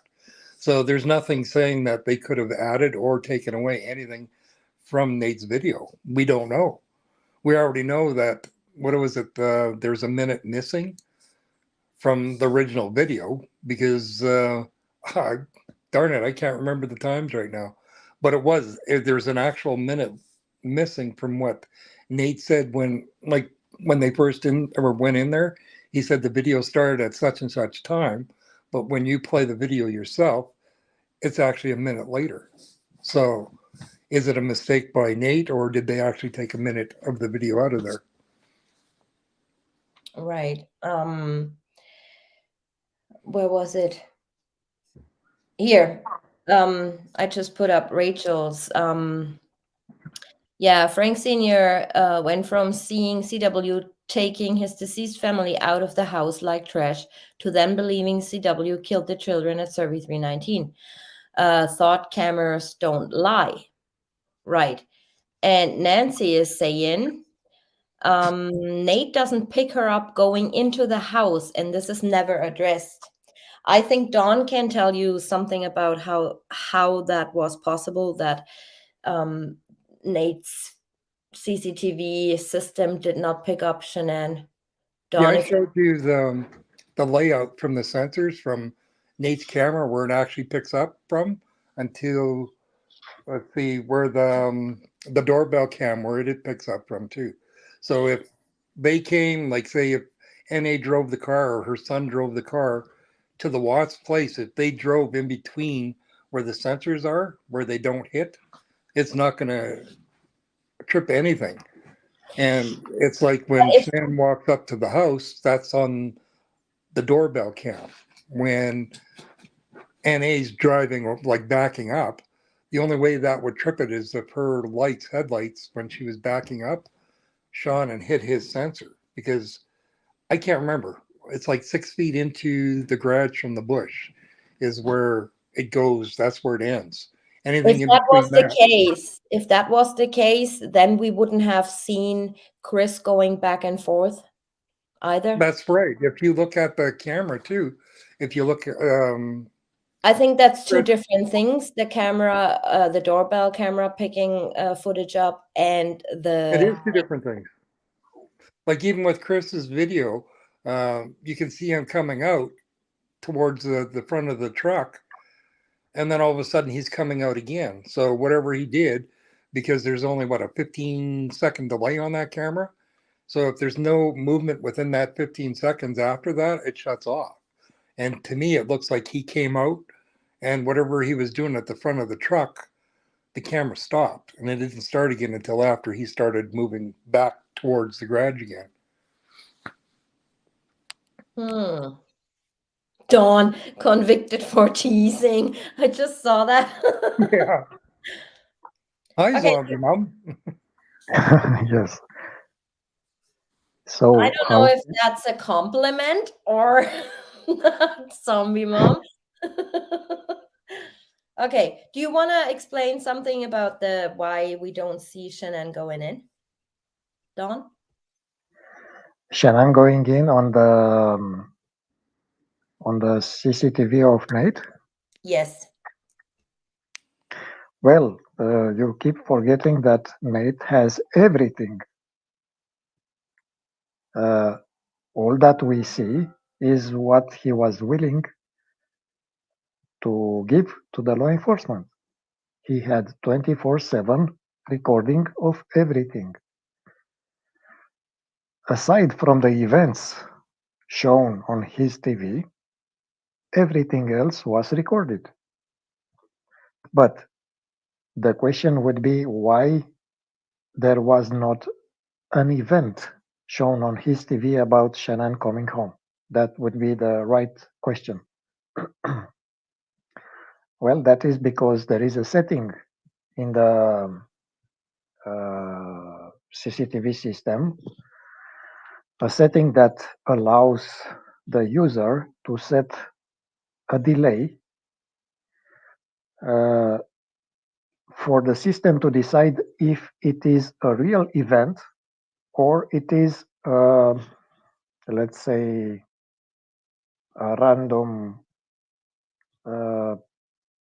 very brief event like a leaf falling, a bird passing by, or something like that. So the system needs 15 seconds or 10 or 20, however the user decides, to start the real recording, to start the real event. If that event is not repeating itself, then it is not recorded. We see that there is a very small gap behind the tree that we can see a person entering the main entrance, not the garage. There are only 2-3 meters at most. So that was a very short event that the system considered to be a fake event.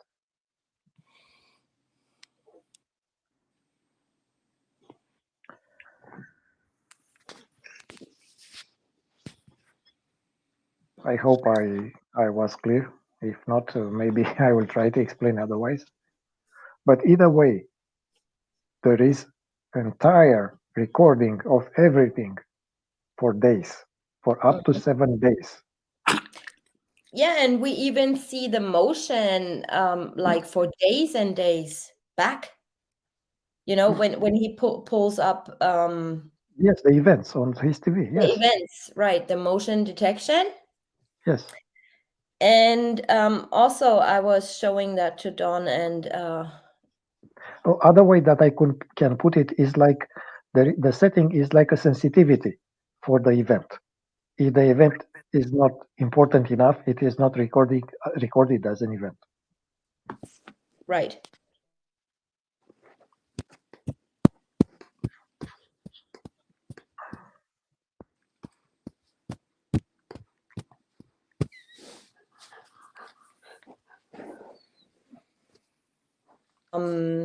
Officer Dahl went back to ask for the footage, And when he came out to his porch, he acted kind of weird, stressed out. And I just show you guys. Hold on. The little body cam footage. It's just an awkward situation, in my opinion. But yeah, just watch this and check out his behavior. He's also saying his mom's car was stolen or something. And especially that was the day after, on the Tuesday in the morning, right? Or around, what time was it? 2, 3, 10? I don't know. I can't remember. And he's very nervous. So when he points towards the back of the house and says, "Oh, they found it over there," or something. And for that reason alone, he should have looked at the footage from Sunday, Monday, Tuesday, right? And then he would have discovered that Chris might have only came home at 9 p.m. But if you watch it, you probably see what I'm saying. Audio will come on in a sec.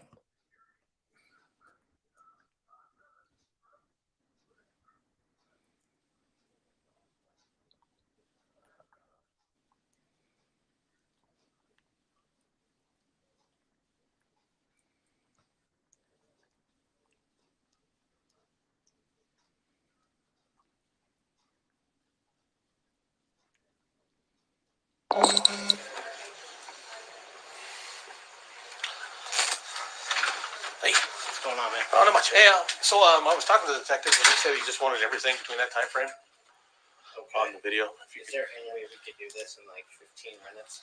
Yeah. Oh, I just needed to tell you. I talked to the detective, and he said he wanted everything during this time frame. He just wants that clip when you guys get it. And what's your first name again? Nathan.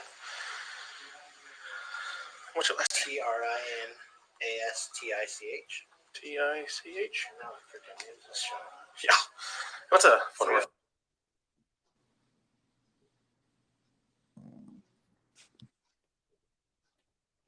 As soon as these pictures are gone, we'll take care of it. We just got a phone call from my mother-in-law. Someone stole their truck last night from Westminster. Oh, geez. And they found it in Boulder, so she has to go down and get it. Oh, she gotcha. needs a ride. Yeah, no problem. My wife's gonna have to leave and go deal with that. Yeah. Well, that's no problem. No, I just wanted to tell you just from that the time that it got dropped off until the officer 2 o'clock to. Yeah, from when when the officer came over to talk to you last night. Well, I'll call my wife's gonna have to call Comcast because it's in her name and they won't talk to me, obviously. Yeah. No, that's fine. I just wanted to make sure that we got the whole chunk. As soon as she takes her mom goes and gets her mom, she'll come back and we'll make the phone call and we'll get it all for you. Perfect. I appreciate it. Okay. Thanks, sir. Yeah, have a good one. See, so they wanted everything.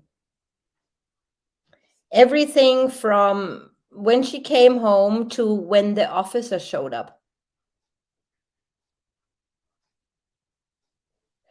So he gave them the password, and they never basically looked at it.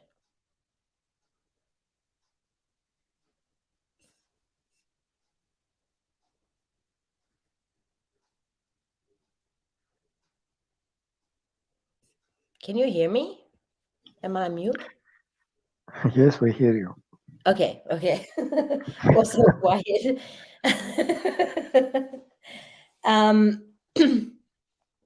Would Comcast send it to Nate or police? Yeah, if they have a search warrant, which I think they obtained. Dave, do you remember if they obtained a search warrant for I can't remember. What actually happened is they went and served Nate with the search warrant for Comcast. The problem being was it's in his girlfriend's name, not his name. So he had to go, or they had to go and do another search warrant. By the time they did, it was too late, I guess. The whole thing with that too, even with transferring it onto a thumb drive, his girlfriend would have to do it too because Nate said he didn't know how. So that's why they have, who was it, Constable Dahl, that was actually recording it with his cell phone. Mm-hmm. No, that's why all that took place, is because Nate didn't know how to do it. And again, it had to be done through his girlfriend. It couldn't be done through Nate. Right, because it was in his wife's name. Right. But they definitely have it. Exactly, none of your business. Oh, they do, yeah. Oh, yeah. So why aren't they showing, or didn't they even look at it? Like, Well, they didn't even pull the airport footage. That's like saying, why are they not pulling NA's data from her phone instead of telling her, well, just take screenshots and send it to us? That's the same thing as, why didn't they pull Sandy's phone? Yet, Right. one of the biggest reasons is Frank himself said that she's deleting. Okay, so what the heck? That'd be a big red flag. That'd be like, let's get her phone, see why she's deleting stuff, or at least interview her. Like they He interviewed deleted Frankie. that particular phone call Yeah, of they 5. interviewed Frankie, but why Frankie? He wasn't there, Mm-hmm. you know. But why not go and interview, Cindy and Sandy to see what the heck's going on? I can see with Frank saying, when was the last time you talked to her? Same thing with, gee, there goes the brain fart again. With Ronnie, that'd be a reason why they interviewed him, or to see what it was that Chris had talked to him about, But the big question is, why didn't they get any information from NA and Sandy's phone? It should have been done. Right. Nobody's accusing either one of them of doing stuff. It's just that when there's red flags saying that she's deleting stuff, and then you have NA that's, yeah, there's a lot of stuff that NA lied about, start to finish. And then she's asking, am I going to be arrested? So that's another big red flag. But yet they say, Right. I guess because if there was this immunity deal, like they said, with Troy McCoy and with NK, FBI closed it down and nobody wants anything. Same thing with Dave Baumhauer. He went and did the search warrants. They were signed, ready to be delivered for NK's apartment, for her cell phone, for her laptop, and for her Forerunner. And all that was shut down. And, CBI took over the case, but FBI, I really do think they talked to FBI and they shut everything down. Right. And if we say, she provided bombshell information, and why not exonerate her, like on showing footage, speaking of NK, showing footage, showing all these things. That's right. That makes me believe that they didn't look at any footage at all. Well, again, with FBI, they don't have to release anything that they uncovered or discovered. Right. And it's like you can ask for it, but I can't remember, what is it, a 60 or a 90-year release date on anything that they've ever worked on? That's depending on if they can give it to you or not. With Right. CBI, they can give it to you like right now, but anything FBI, forget it. Right. I mean, yeah, follow the money is all I'm saying to this, to be honest. All right. No, you can't see me again. Oh, there she is. All right. To sum this up, because what did I say? Oh, let's do an hour or so. I'm tired. Yeah. Does anybody have any questions though? I think we probably answered. It's like the Watts case. We can flog a dead horse until next Friday, but Yeah. The only thing I really want to talk about is, and I say that for quite a while, and I always push back and push back and push back because I did not really educate myself enough on it. Well, at least I don't feel like I educated myself enough on it, is the canine and the dogs. I had I read a study. It's like 1,500 pages or something. I believe it's for free on Google. There are many, many, many, many, many answers on why and how cadaver dogs or trauma dogs, stuff like that, react to certain scents, and how they sense the decomposition and bodies underwater.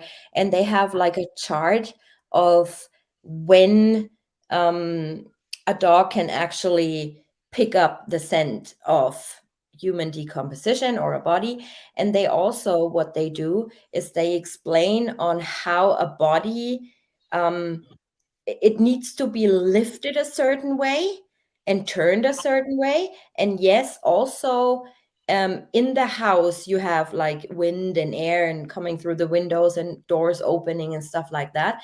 And this all has to do with how a canine dog can actually detect a scent.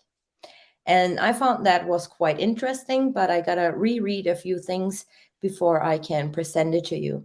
So this is what I definitely want to do, because people are saying, oh, there was no dead bodies in the house. I personally don't believe that. I mean, I don't know. I'm really on the edge on this. But after reading that,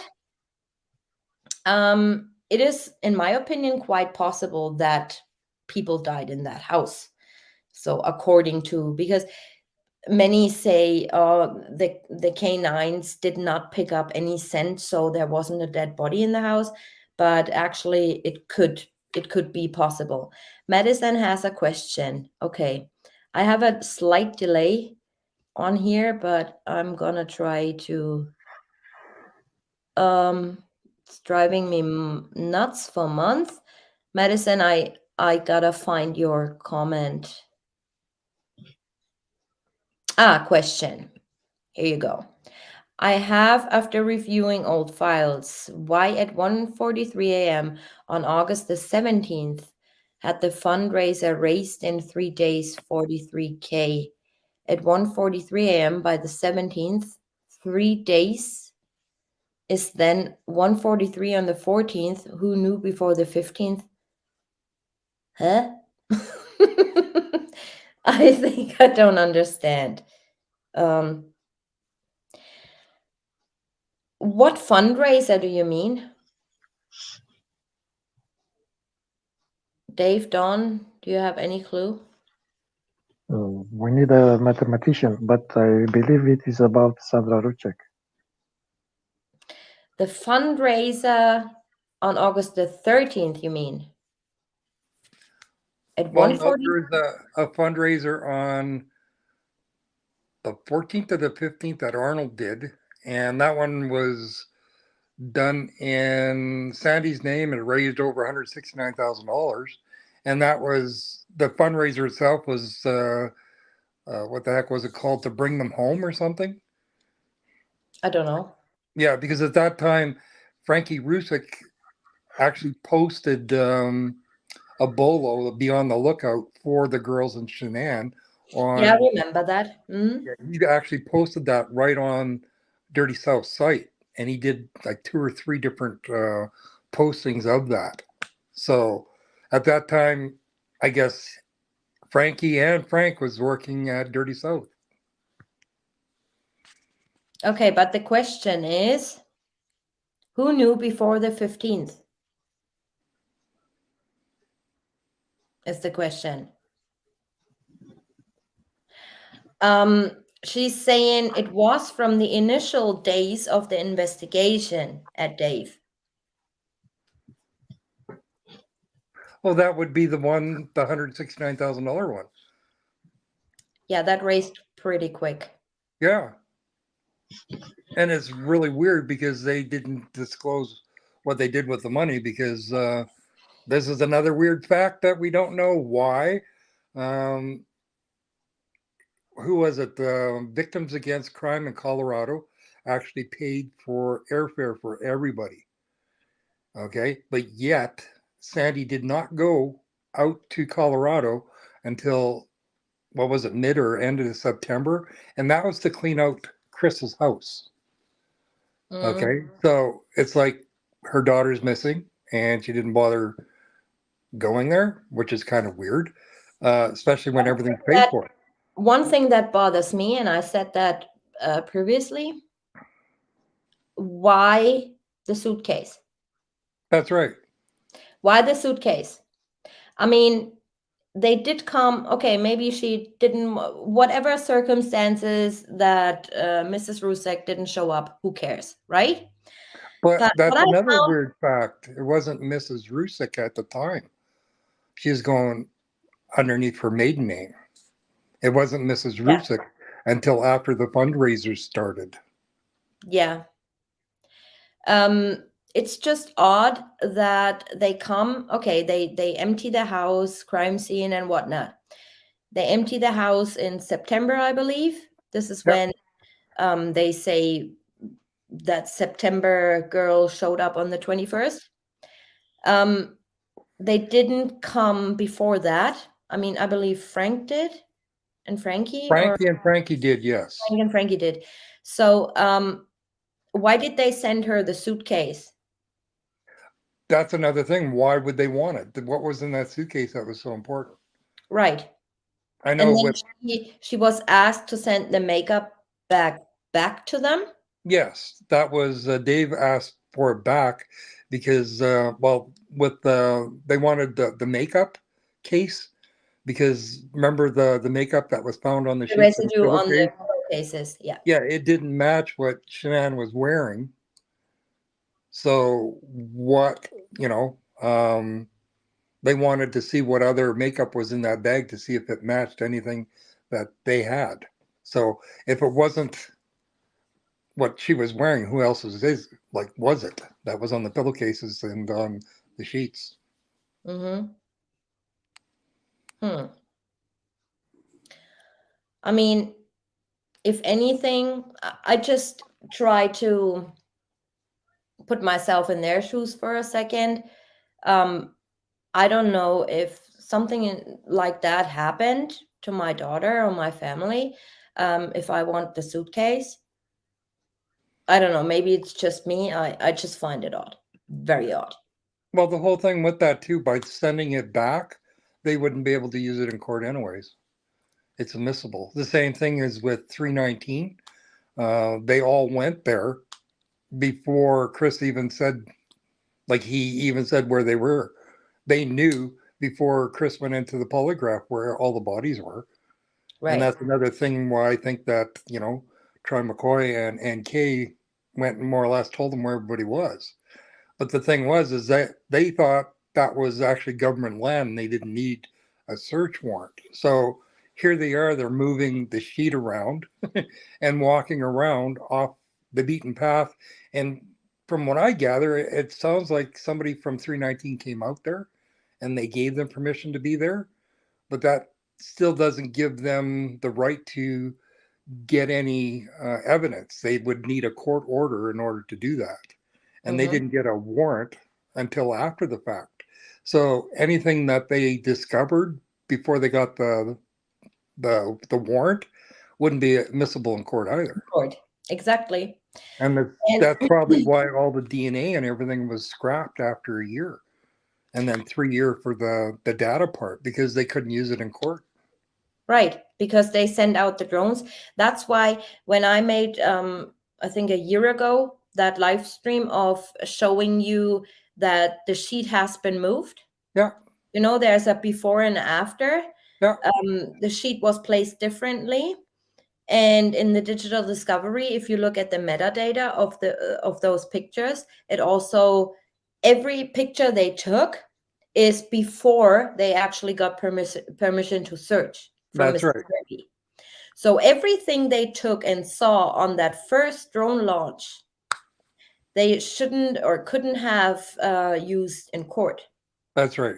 Including the plastic bags that had the fingerprints in it. Exactly. So, but I'm not bothered to tell that anyone or to,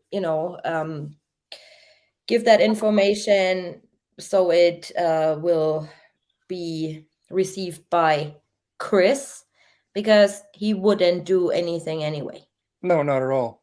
right? So, No. and I said in the very, very start, when I started this case, I will not, I don't, if I come ever to the point where I think that I want this more than the actual person, I'm not gonna provide any more, help. No. And I feel like me personally, I like talking about the case. I like discussing different aspects and all the discoveries we've made during that 4-year period.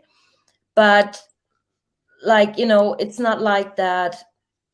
What pisses me off, and I gotta say that, is I'm sitting in my living room working on that case. Well, at least I did back then. Not too long ago, actually, I was trying to find stuff out, digging deep, calling people, calling experts. My head all day was full of the Watts case. And then when you provide your discoveries to the people that you think, in your opinion, need to know about this, and you get nothing back, and all you hear from him is, I don't remember, yeah, maybe, no, I don't want that lawyer, no, I'm not gonna go take a 35C like he did with Lana and stuff. I'm like, am I stupid? I mean, he's in prison living the life, and I'm sitting in my living room taking care of his case, trying to help, trying to do things. And, and instead I could do something with my kids or That's right. work on my future, right? And I'm just at that point where I'm not doing this no more. I'm not bothered, and like we said many.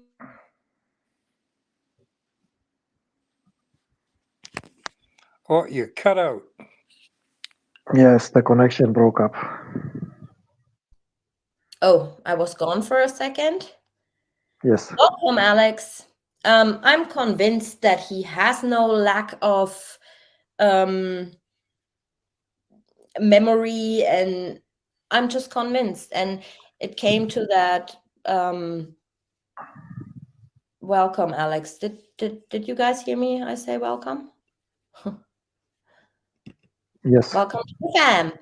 And if it comes to the point where I'm doing this, I want this more than the actual person, it makes no sense, right? And I truly do believe that he is where he belongs. And the only thing I want is others involved, which I do believe fully that others are involved, because he is not somebody who can come up with that stuff on his own. He always needed guidance. Yeah, I mean, I wouldn't say I'm not appreciated, but it feels like Macboy said, but it just feels odd, you know? It just feels odd. Yeah, this is all I can say to this. I mean, I'm not busting my ass anymore. If he comes up with something, fine, great. I'm providing my help, no problem at all. Or we provide help with what we found out. We're willing to work with, but it's too much of a high price. I invested way, way, way too much time into this. And, I really thought I could change some things. I really thought, all right, he's interested in, if he is really innocent or doesn't remember everything anymore, then we can help him remember something so he can work this, right, from one step at a time. But nothing is coming back, right? Well, He's more interested in girls and his that's right. pen pal friendships and whatnot than into his case. So why would I, right? Well, Don't the get me whole wrong. thing I is, still love talking about this case, talking with you guys, and we still discover things to this day before we go over certain things. But it's not at that point where I want this so bad that I'm not sleeping at night and not, not anymore. To me, the only reason why I'm still around is more or less for closure for Ronnie and Cindy, because all they know is what Chris has told them, and that's Shanann killed the girls. So what do you do with that? And it's What's like that? with Say Chris, that again. with me, I'm only around still as for closure for Ronnie and Cindy, because you got Chris there. He says it's not going to bring anybody back, so why talk? So you're flogging a dead horse. The only thing we can do is keep on doing what we're doing, but he won't admit to anything unless he's forced to. Like there's stuff that we've discovered, and you bring it to him. And oh yeah, I remember that now. But before he had no recollection of any of it happening. Well, he reacts to some trigger words. If you say something like, she is walking out that garage that morning. No, I was alone.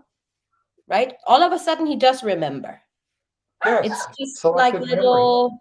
little things you have to keep reminding him of. And if I was in prison and trying to get out of this and not sure if anyone else was involved and talking in riddles and blah blah blah, I would say, hey, let's meet up, let's get me a lawyer, but law enforcement is the same. How many people did we send our data? How many people did we send our conclusions, our stuff?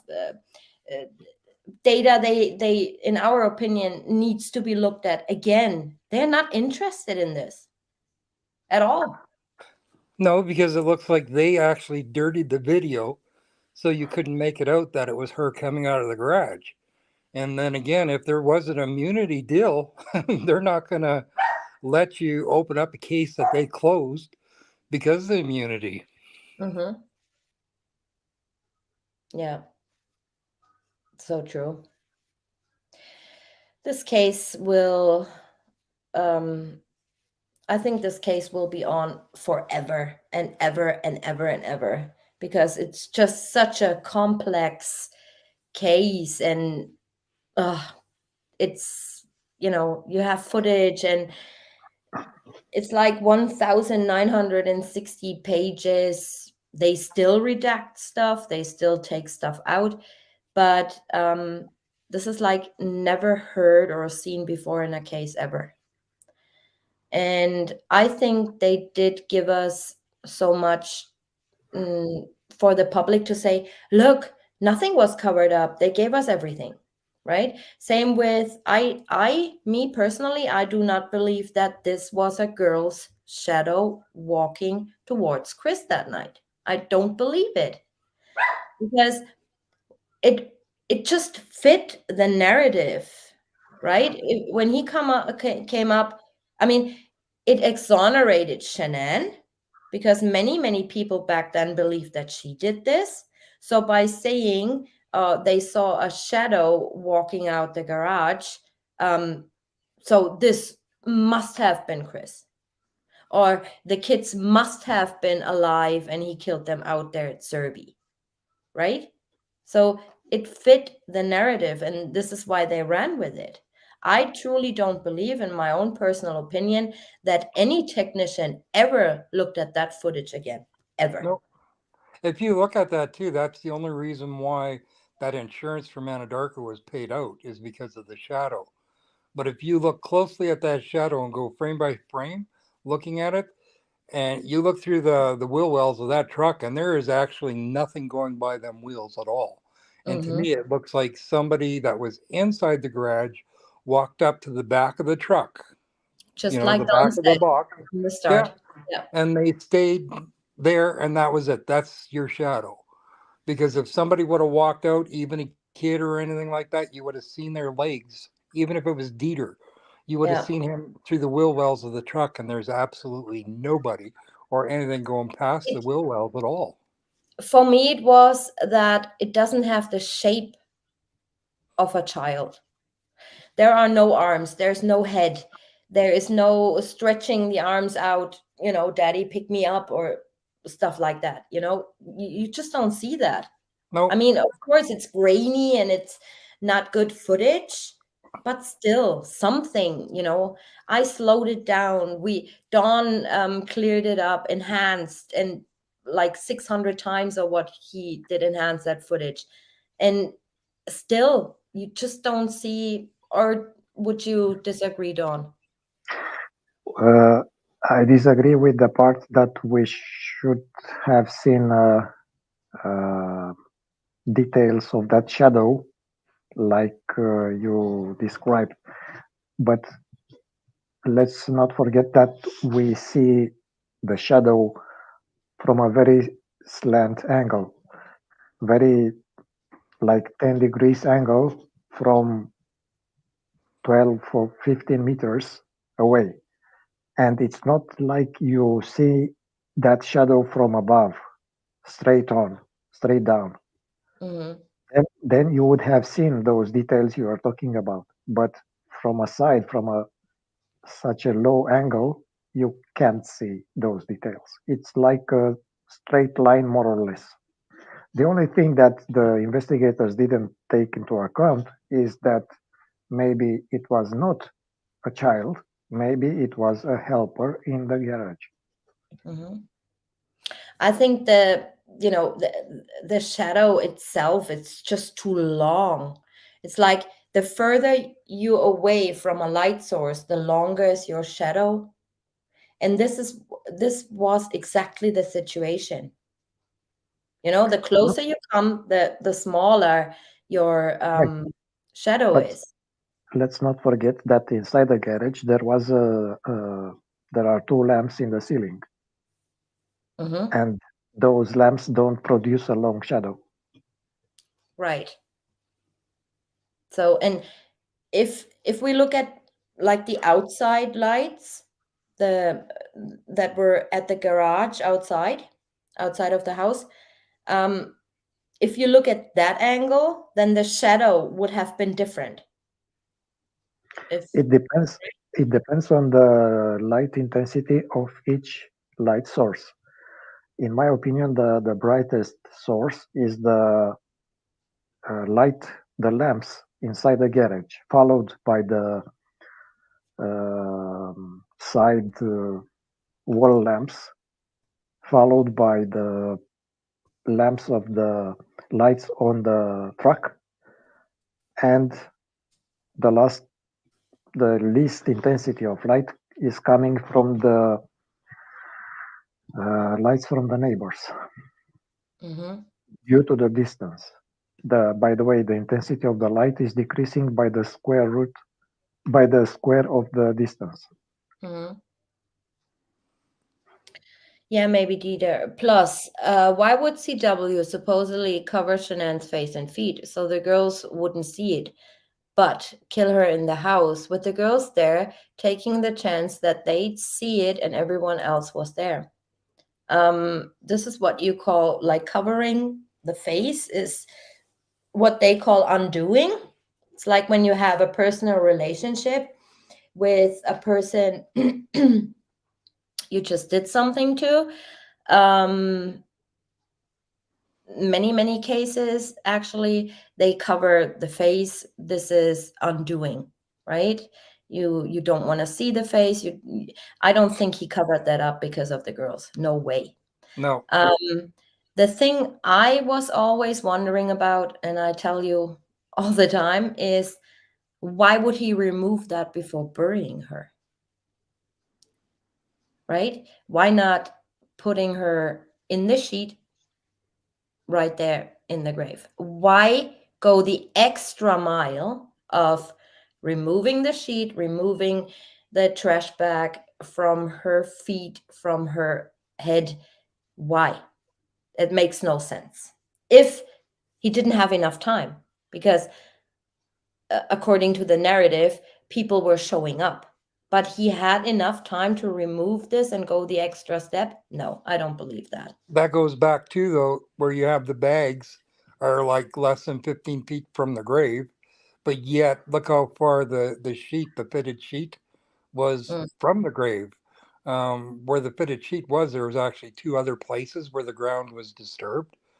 So I don't know if they planned on doing 2 more graves there or what it was. But the whole thing is the wind could not have blown that sheet.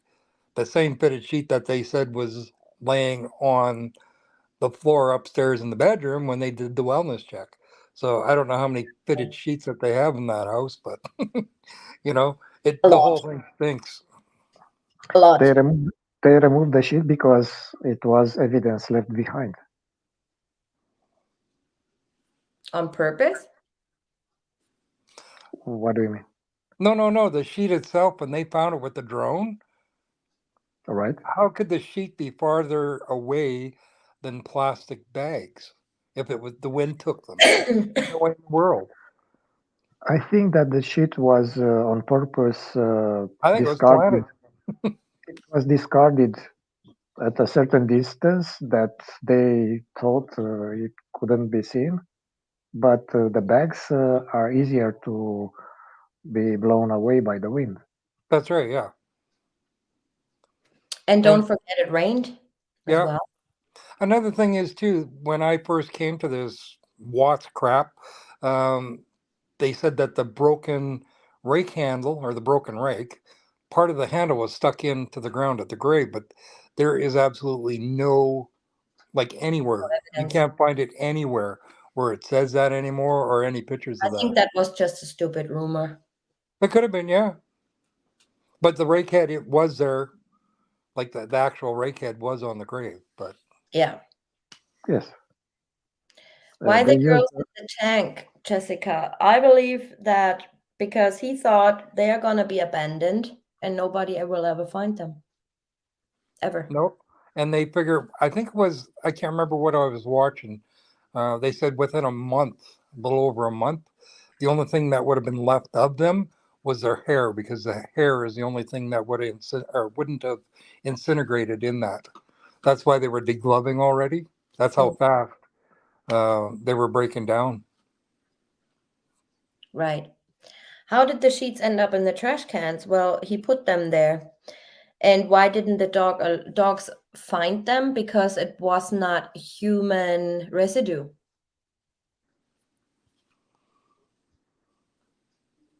Like if that was like body fluids or something, that residue we see on the sheets or on the pillowcases, especially, then the dogs would probably have alerted. But I don't know what substance that was. To me, it looks like dirt mixed in with like grass and, weeds and stuff like that. I don't know. A lot But of people talk definitely, about Dieter too. Poor Dieter being locked up in the house and all that. To me, I honestly think that Dieter was over during that 5 weeks at NK's house because they had a dog park there, and all he had to do is take the kennel over there and probably got along good with NK's dog. So because the dog wasn't underweight or anything else, so to me it was being looked after. And who yeah, knows when that dog actually came back home? right.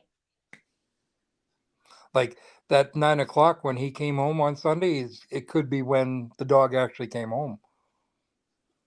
the first time we see, or better said, hear the dog was on that. Who was the first on the scene? Yeah, on the wellness check. On the wellness check, yes. Yeah. Does So everybody remember the wellness check? But when they first started walking up towards NK, Nick, and Nate on the conversation they were having before the police actually said a word. so the dog was heard first time when the officer opened the door to the basement. Yes. So who put him in the basement?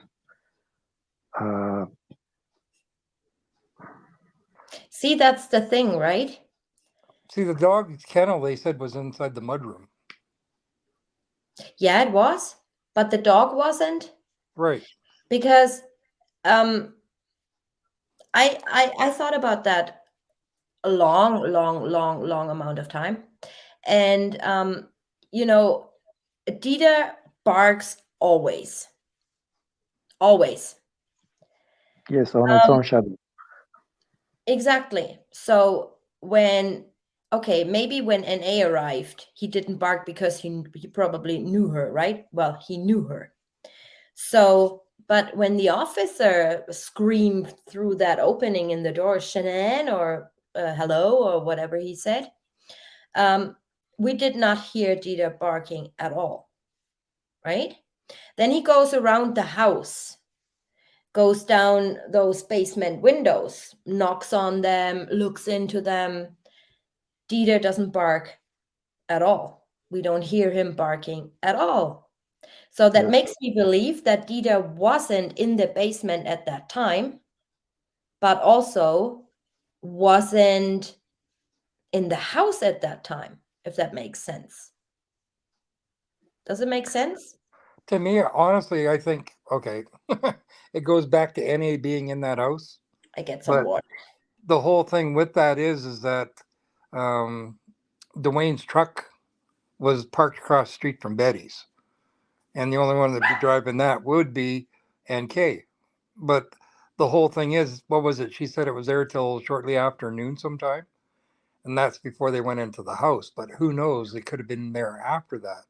But the whole thing with that basement window, the fire escape, is where Chris said that he was coming and going during that 5 weeks so that he wouldn't send any alerts to Shanann's phone by opening up the garage door or the front door or stuff when he was coming and going all the time. And that's another reason why he parked the Lexus down the block, is so that, again, it wouldn't send any alerts from opening up the garage door. But there's nothing stopping to whoever it was that was in the house cleaning up, because to me, if you look at the master bedroom, they had sheets on two sides of the room. To me, that would be two people possibly pulling the sheets off of there. So if that's the Uh, case, who was in the house? And if quick, that's the case again, they could have went out the basement window when the police were out front. quick question for you, Dave G. Because you have a dog. Uh, how do you prevent a dog from barking? That's a cat. Actually, with me, No, if I'm I tell talking. her to stop, she'll stop. But depending on, like, if somebody comes to the door, it's really hard to get them to stop. And Okay, like this here's a Jack Russell with a dash hound. They're really, really super yappy. They're almost like a Chihuahua. Any little okay. noise, they start barking. Other method. Well, to me, the way that, like with a dash hound, they probably would have had to either put something over the dog's head or hold the dog's mouth shut. Uh, can you put something over his nose or Well, you can face? just hold it with your hand. No, no, no. Can you put something like how do you call it? That thing that to prevent for biting. Yeah, they have a little. It's for their snout. A little cage Okay, that goes over top of it. Yeah, they just tie on. Some are just Velcro, and that okay. prevents it from biting or barking. It works against barking too. Yeah, if you go take your dog to a vet, if it's a new vet, sometimes they'll put them on just so the dog can't bite them. So, and it doesn't allow them to open up their mouth. Yeah, yeah, I know about that, but I wasn't sure if it is enough for a dog to stop him barking. Oh yeah, I'm not definitely. sure. Yeah, I they mean, can't bark or bite or nothing, he but can it won't growl, hurt them. It won't stop them from breathing or anything like that. right? And you said that there are some devices of this kind that are made of fabric and Yeah, Velcro. yeah, yeah. The ones And the vet uses, they're just Velcro, so they fit any dog. and eventually the dog, if he's clever enough, can get free from that Oh yeah, they trap. pull them off with their paws, front paws. But if you're holding the dog, they can't take it off. But Oh, doesn't he go in the start when he lets them all in? doesn't he go in the basement? Chris goes in the basement, you can see he turns on the basement light. And this is when we hear Dieter barking, right? Yeah, and that's when he said he's going to put the dog outside. So he wasn't in his kennel in the mudroom. No, he's in the basement. That's why I said whoever was in the house So probably why went out the didn't he basement bark when Coonrod knocked on the space or checked the basement because window? somebody probably had a hold of him at that time. Not necessarily. That's what why I was asking you about that device to stop him barking. Right, but Probably Dieter was barking Chris, when Chris says I got to put him in or take him outside. what if Dieter was in the basement, but with that fabric with Velcro over his snout, and Chris entered the house and he freed him from that device? Oh, I can't see that. I honestly think that somebody was holding Dieter and then probably held his snout shut so he couldn't bark. This is what Catherine said all along. Somebody was still in the house during the welfare check. Yeah, and that's one thing, because if NA went into that house between 8:30 and 9 o'clock, that means NK was in the house same time as NA was in the house. Right. Okay, bar collars. Okay, bar collars. What if Dieter had a bar collar in the basement? Yeah, but we didn't see it anywhere unless somebody put it in their pocket or took it with them. I don't know. I'm going by what Betty saying that the truck was still there on the street. We don't know Because- what Chris did for a minute in the house. That's Thanks, right. Amy. The only thing I could see is going into the basement, telling whoever to go out the basement window. That is more complicated. Well, I know it is, Then- but a minute, like you go walking in your front door of your house and time yourself in a minute, you go from room to room, depending if you have a 1 or 2 story home. But if you're looking at him, he's got three floors he'd have to go to, and he wouldn't be able to do 3 floors unless he was calling out somebody's name, like NK or whoever, asking where they were. Did we ask Chris what he did in the house? Yeah, he couldn't remember. Oh, yeah, very convenient. Yeah. Yeah, the old- only way that old- he would remember is if you confronted him and told him. Mhm. Amy Walker, thank you for your super sticker and your Thank you, Amy. support. Question. If NK's truck was parked out front of Betty's, then how would she get into the house without being seen or videoed? That goes through the basement window. There's no videotape. There's no sensors on any of the windows. There's a basement door sensor. Remember that one there? What was it, 11 or 11:30? The sensor was off or went off on that one. The question is wrong from the start because the supposition is NK's truck was parked out front by Betty's. That didn't happen. Are you talking the Say it gray again? truck? The question implies that NK's truck was parked out front by Betty's. That didn't happen. Are you talking about Dwayne Kessinger's gray Dakota? I think. No.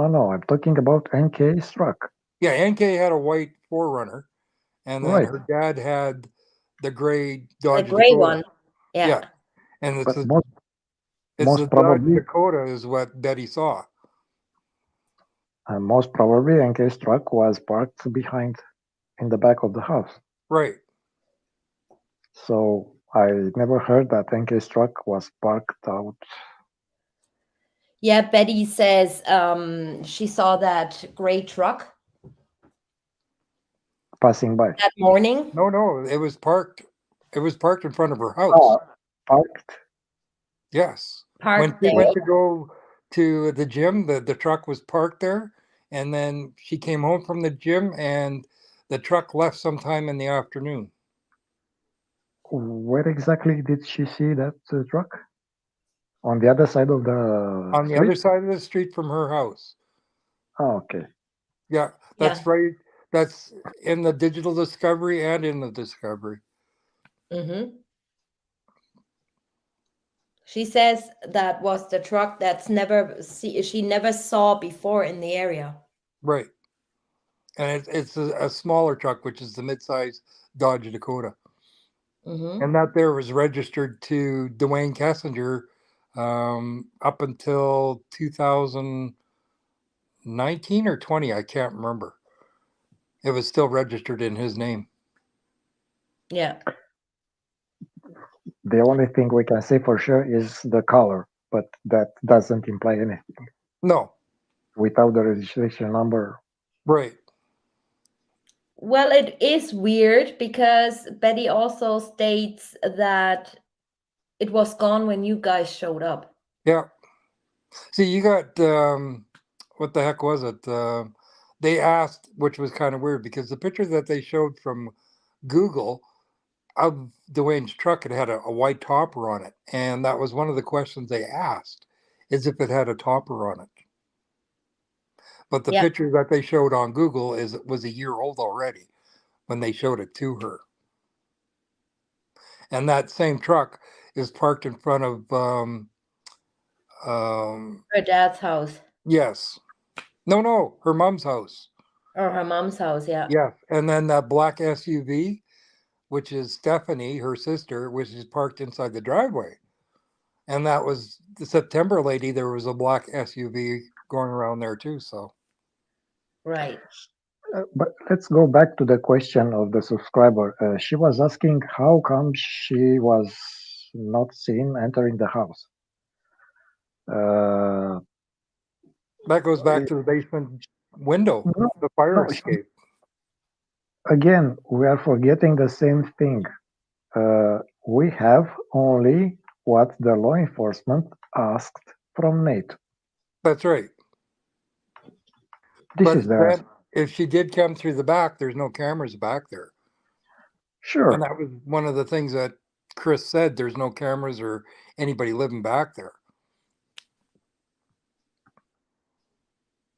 I think there were more players than one. Oh, definitely. Because this witness, two state they saw the truck at around 1:30-ish. That made them so suspicious that they called law enforcement. Yeah. Were never followed up on anything.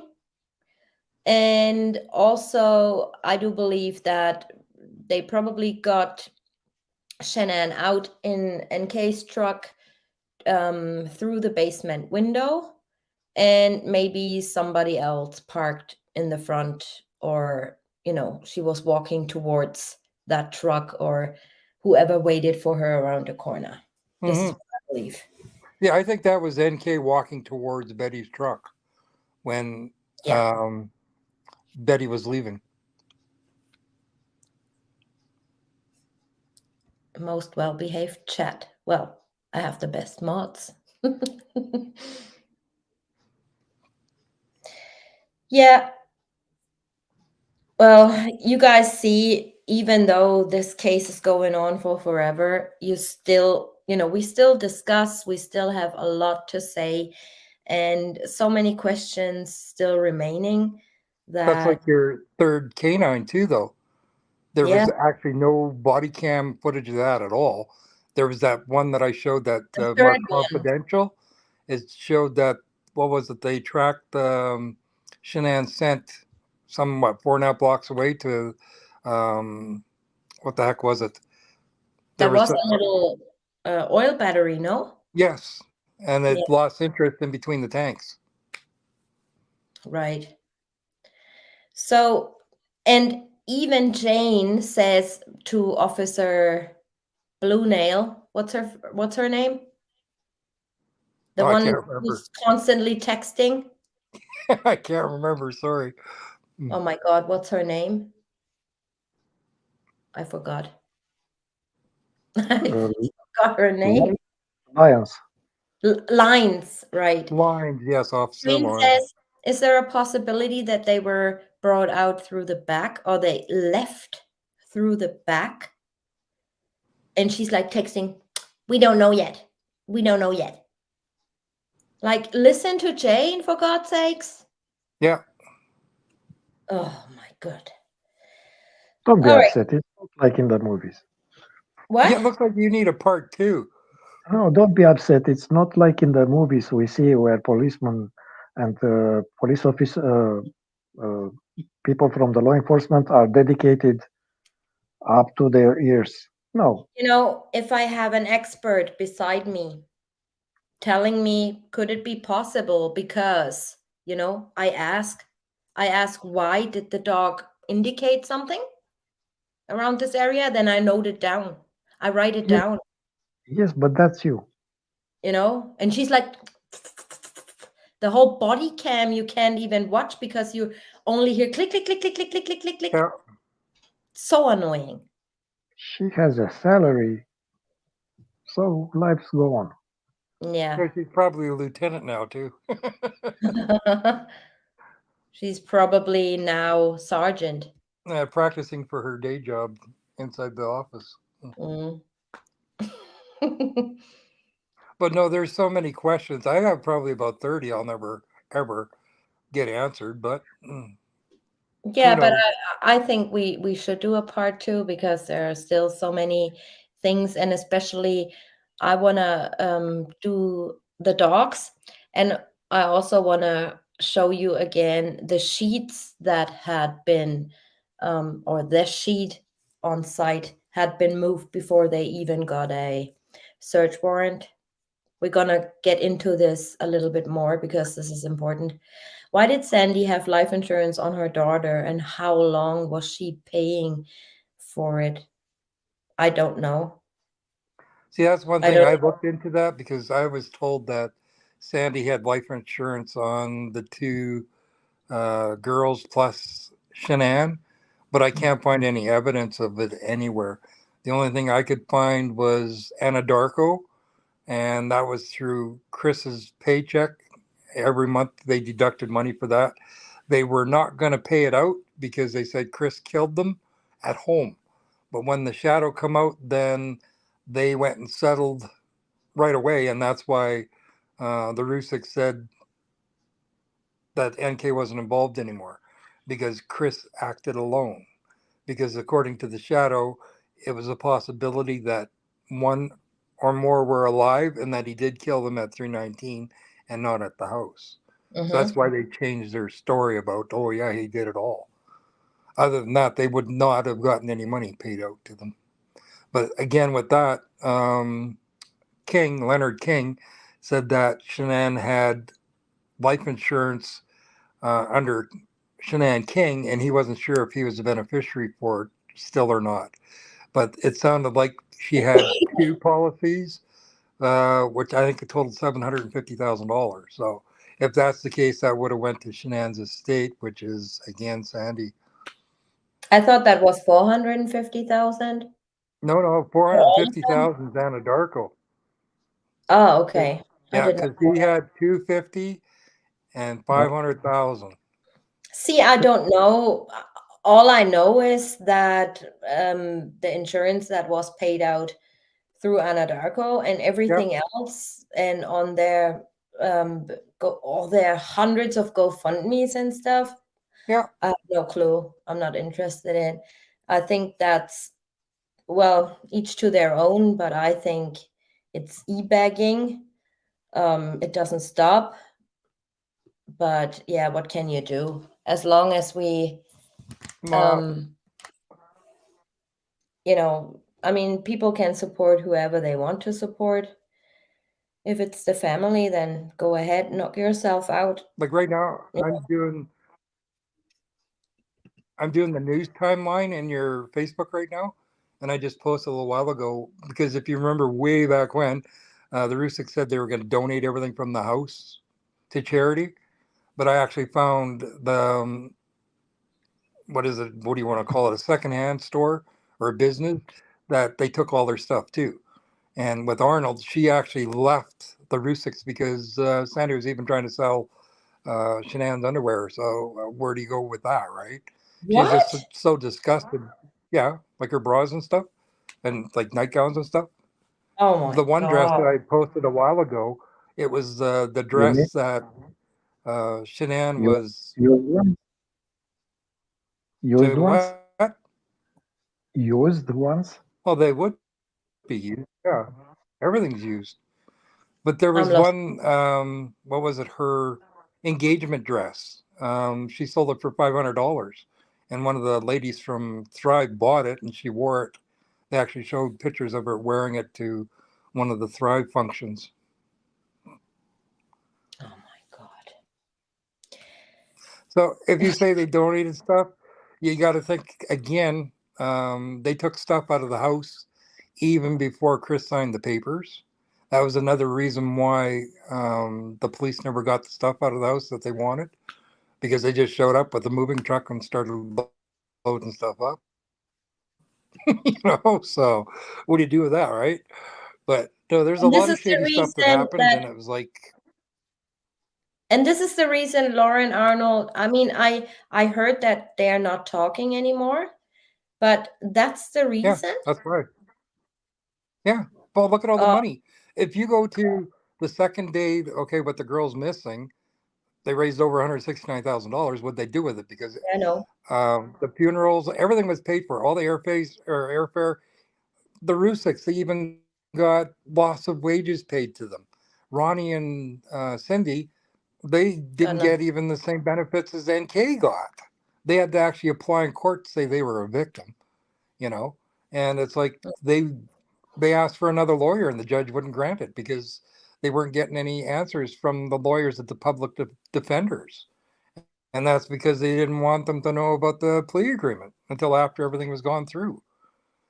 So what do you do when you tell somebody you either sign this paper here or they're going to put you to death? Well, tell them the rest of the story where nobody's been put to death in what, 25 years?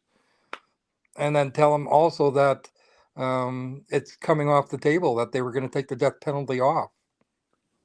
They didn't do either one of them. Instead, they locked them up in solitary confinement, for what was it, 96 days? And they broke them. So, Right. yeah, you need a part two. I do need a part two. My daughter just woke up brushing her Oh, boy. teeth. 3 a.m. in the morning. Holy That's cow, there's fine. been 3 hours. Sunday tomorrow. I can't get over the fact that they sold her underwear. I mean, Well, go back a what? little farther. If you go to the first house that Shanann had, okay, they're Ugh, saying, oh, yeah, 25 years old or whatever, and she built her own house and that. Well, you got Chris there that because of what Cindy, she was a finance, a loans manager at the automobile dealerships. So she actually did all the financing and everything. She taught Chris how to save money. Well, this guy, he had like 24 grand in his bank account. He had a brand new Mustang that was almost paid for. He meets Shanann, moves in with her. First thing he does is he empties out his bank account because she's behind on all her bills. yeah, that's what Ronnie So told me too. yeah, there goes all that money there. He gave her $20,000. And then if you keep on going, like the only thing that I actually seen that he did wrong was he sold a quad that he had for less than what the loan was for. But other than that, she looked after all his money. When it come time, he didn't actually know how much money they owed or anything until she was in North Carolina, where he's opening up the envelope saying, "Hey, pay this, pay this, pay this." To him, he thought like everything was being paid for, and like even with the HOA fees, like who in their right mind would say, "Okay, I've been paying it for a year, but it went to the wrong address." So all that money for a year should be sitting in the bank account, not spent on, prime rib for the next supper that they're going to have for a Thrive meeting. Yeah. But again, all that stuff that what was it, in that house that she sold in North Carolina, she sold it under the actual value of the house. She left $30,000 in furniture and brand new clothing in that house when she left. Yeah, So she left overnight, basically. yeah, and then she went and declared bankruptcy. Okay, so if you go to the new house, all that stuff, all that brand new furniture, how much of that still had payments? You know, that money owing on that. Meanwhile, the Russians come up and load it up and sell it. You know, Yeah. so what do you do there, right? It's, I mean, you know, it's only things, right? It's not in, things are not in your head. It's the memories you have in your head. So I'm a hoarder too. My attic is full of my granddad's stuff, of my aunt's stuff, of my kids' stuff. I have suitcases full of my kids' clothes they wore when they were little, and I just cannot give that stuff away. But I do also understand that things don't make memories, right? It's the time you spent with your family that makes memories. That's But right. Yes, it's I people. couldn't, I still couldn't give anything away. Like, I know it's only things, but I would never think of selling something of my granddad's, um or selling the toys my kids played with when they were little. I just couldn't do it. So you're not believing in ghosts, yet you can throw things that preserve the memory of a person. Yeah, because I keep stuff I have some memories with, right? It's like my granddad's old, what is it, that stuff the old people put up their nose? It's or Well, they some, used to do snuff up their nose, and the others used to chew it. yeah, Okay, right. I have all his little thingies, and when I was little, I always sneaked into the cupboard he used to keep them, and I tried them out, right? And I was feeling really, I know that like it was yesterday, and I was feeling sick for weeks. And and I have all these little bottles, and this is just stuff I never ever ever could sell, ever. Are Or they like hand carved ones, or but clothes, I mean, come on.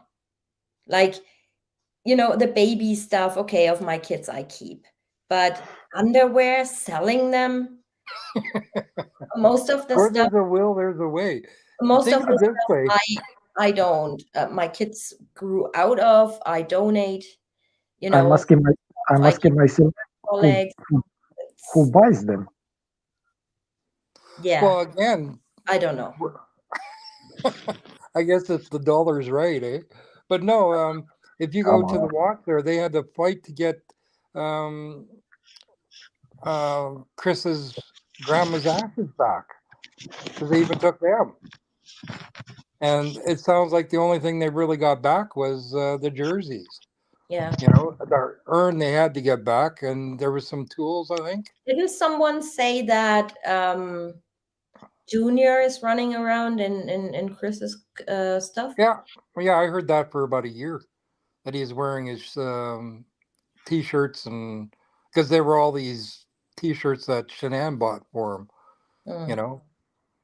But It's okay. I mean, who cares? well, that be all that Lulu stuff that she had too. She had thousands and But thousands. wouldn't they make more money with selling Chris's stuff than with Shanann's? No, Just it a was more suggestion. people wanted Shanann stuff because they saw her wearing it. Okay. Well, it's a it's new. nothing wrong with that, right? If you No, want, look at Nick Thayer's wife, Amanda. She yeah, has this orange, and I believe also her sunglasses or something. yeah, but that was stuff If that you wear it, Shanann was selling, though.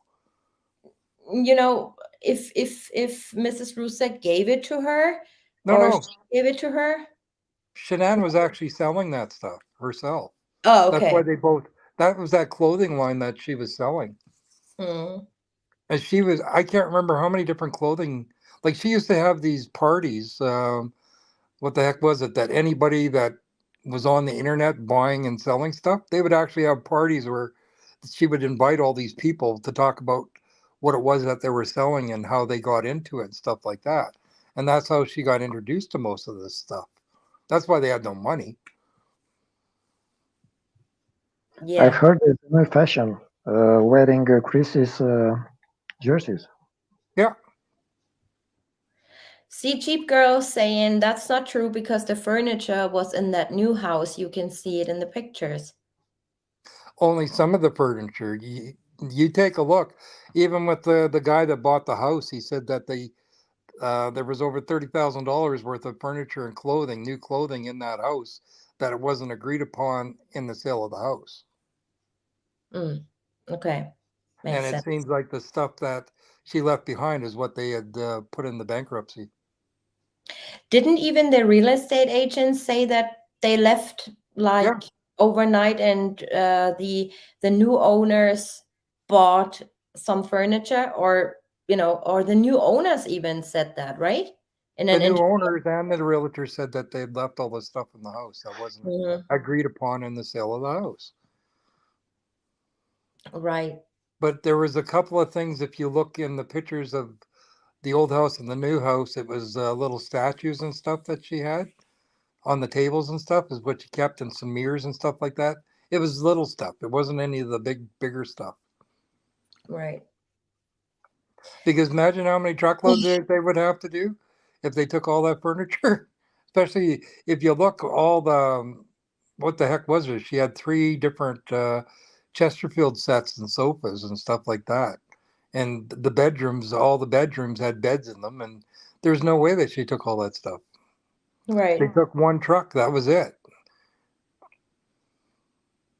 And it was like when she went and applied for the loan to go to nursing, I think it was only a month or maybe 3 months that she was only in the nursing program. And the money that she had from the student loans, she used that to move to Colorado with. Right. I don't know. This just is spinning in my head like underwear, and no. No. No. If ever, I mean, the kids' underwear and stuff, I either throw it away, I gotta be honest, or, if it's never worn and they grow out, then I donate. But worn underwear or, no. I wouldn't Well, even, sometimes there's a mom I give Jordan stuff to, and she also says, I don't give stuff away that has like holes in the knees, or from playing in the grass, like these green stains and stuff. But she says, "Oh no, give them to me. He can wear it. Her son can wear it in kindergarten, and it gets dirty anyway." I would never, ever, never sell it. If ever, I would donate, but I don't Yes, for donate like dirty or stuff with holes. I'm just not doing it, yeah, here in the stores, they won't even take back used undergarments. No, That's you like, just don't do that.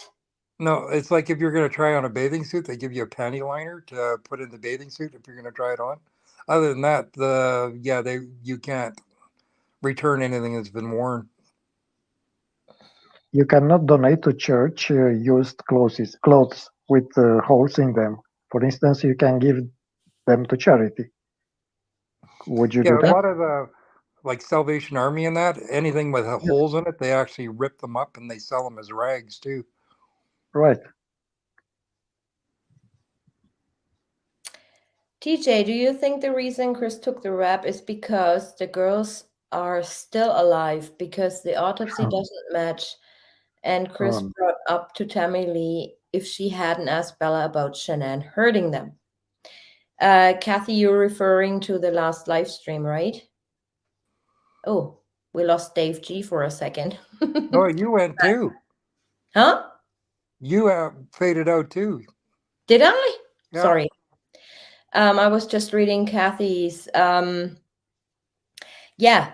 in fact, he does say, if you had asked Bella if she, what did he say again? If you asked Bella if she ever heard the girls, is what he says. And I cannot, to this day, make any sense out of this. I don't know. I don't believe that they are still alive, no. There was one creator that told Cindy that they were sold to sex trafficking. Oh, come on. Serious. And that's like way out to lunch. No. No, no. No, not at all. No. I think there were times when I was at the end of my rope where I thought, like, what if this is all a hoax? But then I started to, first of all, Ronnie and Cindy, obviously, grieving parents, grandparents, and parents. And then I thought, who would profit of this? And how important was Shanann that she was chosen to do, there are crisis actors and stuff like that. We know all that. But what would make her that important so she would be offered to stage or fake a death? And, I just couldn't come up with anything. So Let's not forget also how many people were present at Survey 319 when they recovered the bodies. right. I mean, About 30, 40 people. yeah. Imagine how many people must be involved, like the whole Colorado, FBI, everyone. Like, I don't know. I just find it hard to believe. Well, do you remember watching the footage of the body cam when Chris's defense team was inside the house? This is off the beaten path here, but they had evidence markers on the floor, and the one right as you go up to go up the stairs from the living room had number 28, and then in the hallway to the left it had number 26, and then as you go into the kitchen it had number 25. I wonder what other evidence markers where they were in the house or if they were outside in the back or what. But that's the only ones that we could see. So if Chris's defense team found something there, I wonder what the actual police found. But then again, can they use that in court because everything would be contaminated with all the people that were actually in the house? Yeah. See, Lisa, I have to TJ because nobody was allowed to see them in the casket. This is another thing. We see autopsy pictures, we see all these things all the time on other cases. We see children when they were found. We see, Jane Doe's, John Doe's. They put a picture out there. We even see in some court cases that when they present their evidence, they do show the bodies and stuff. I don't understand why this isn't the case here. I truly don't.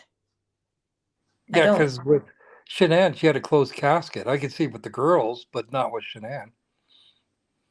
Yeah, I mean, something.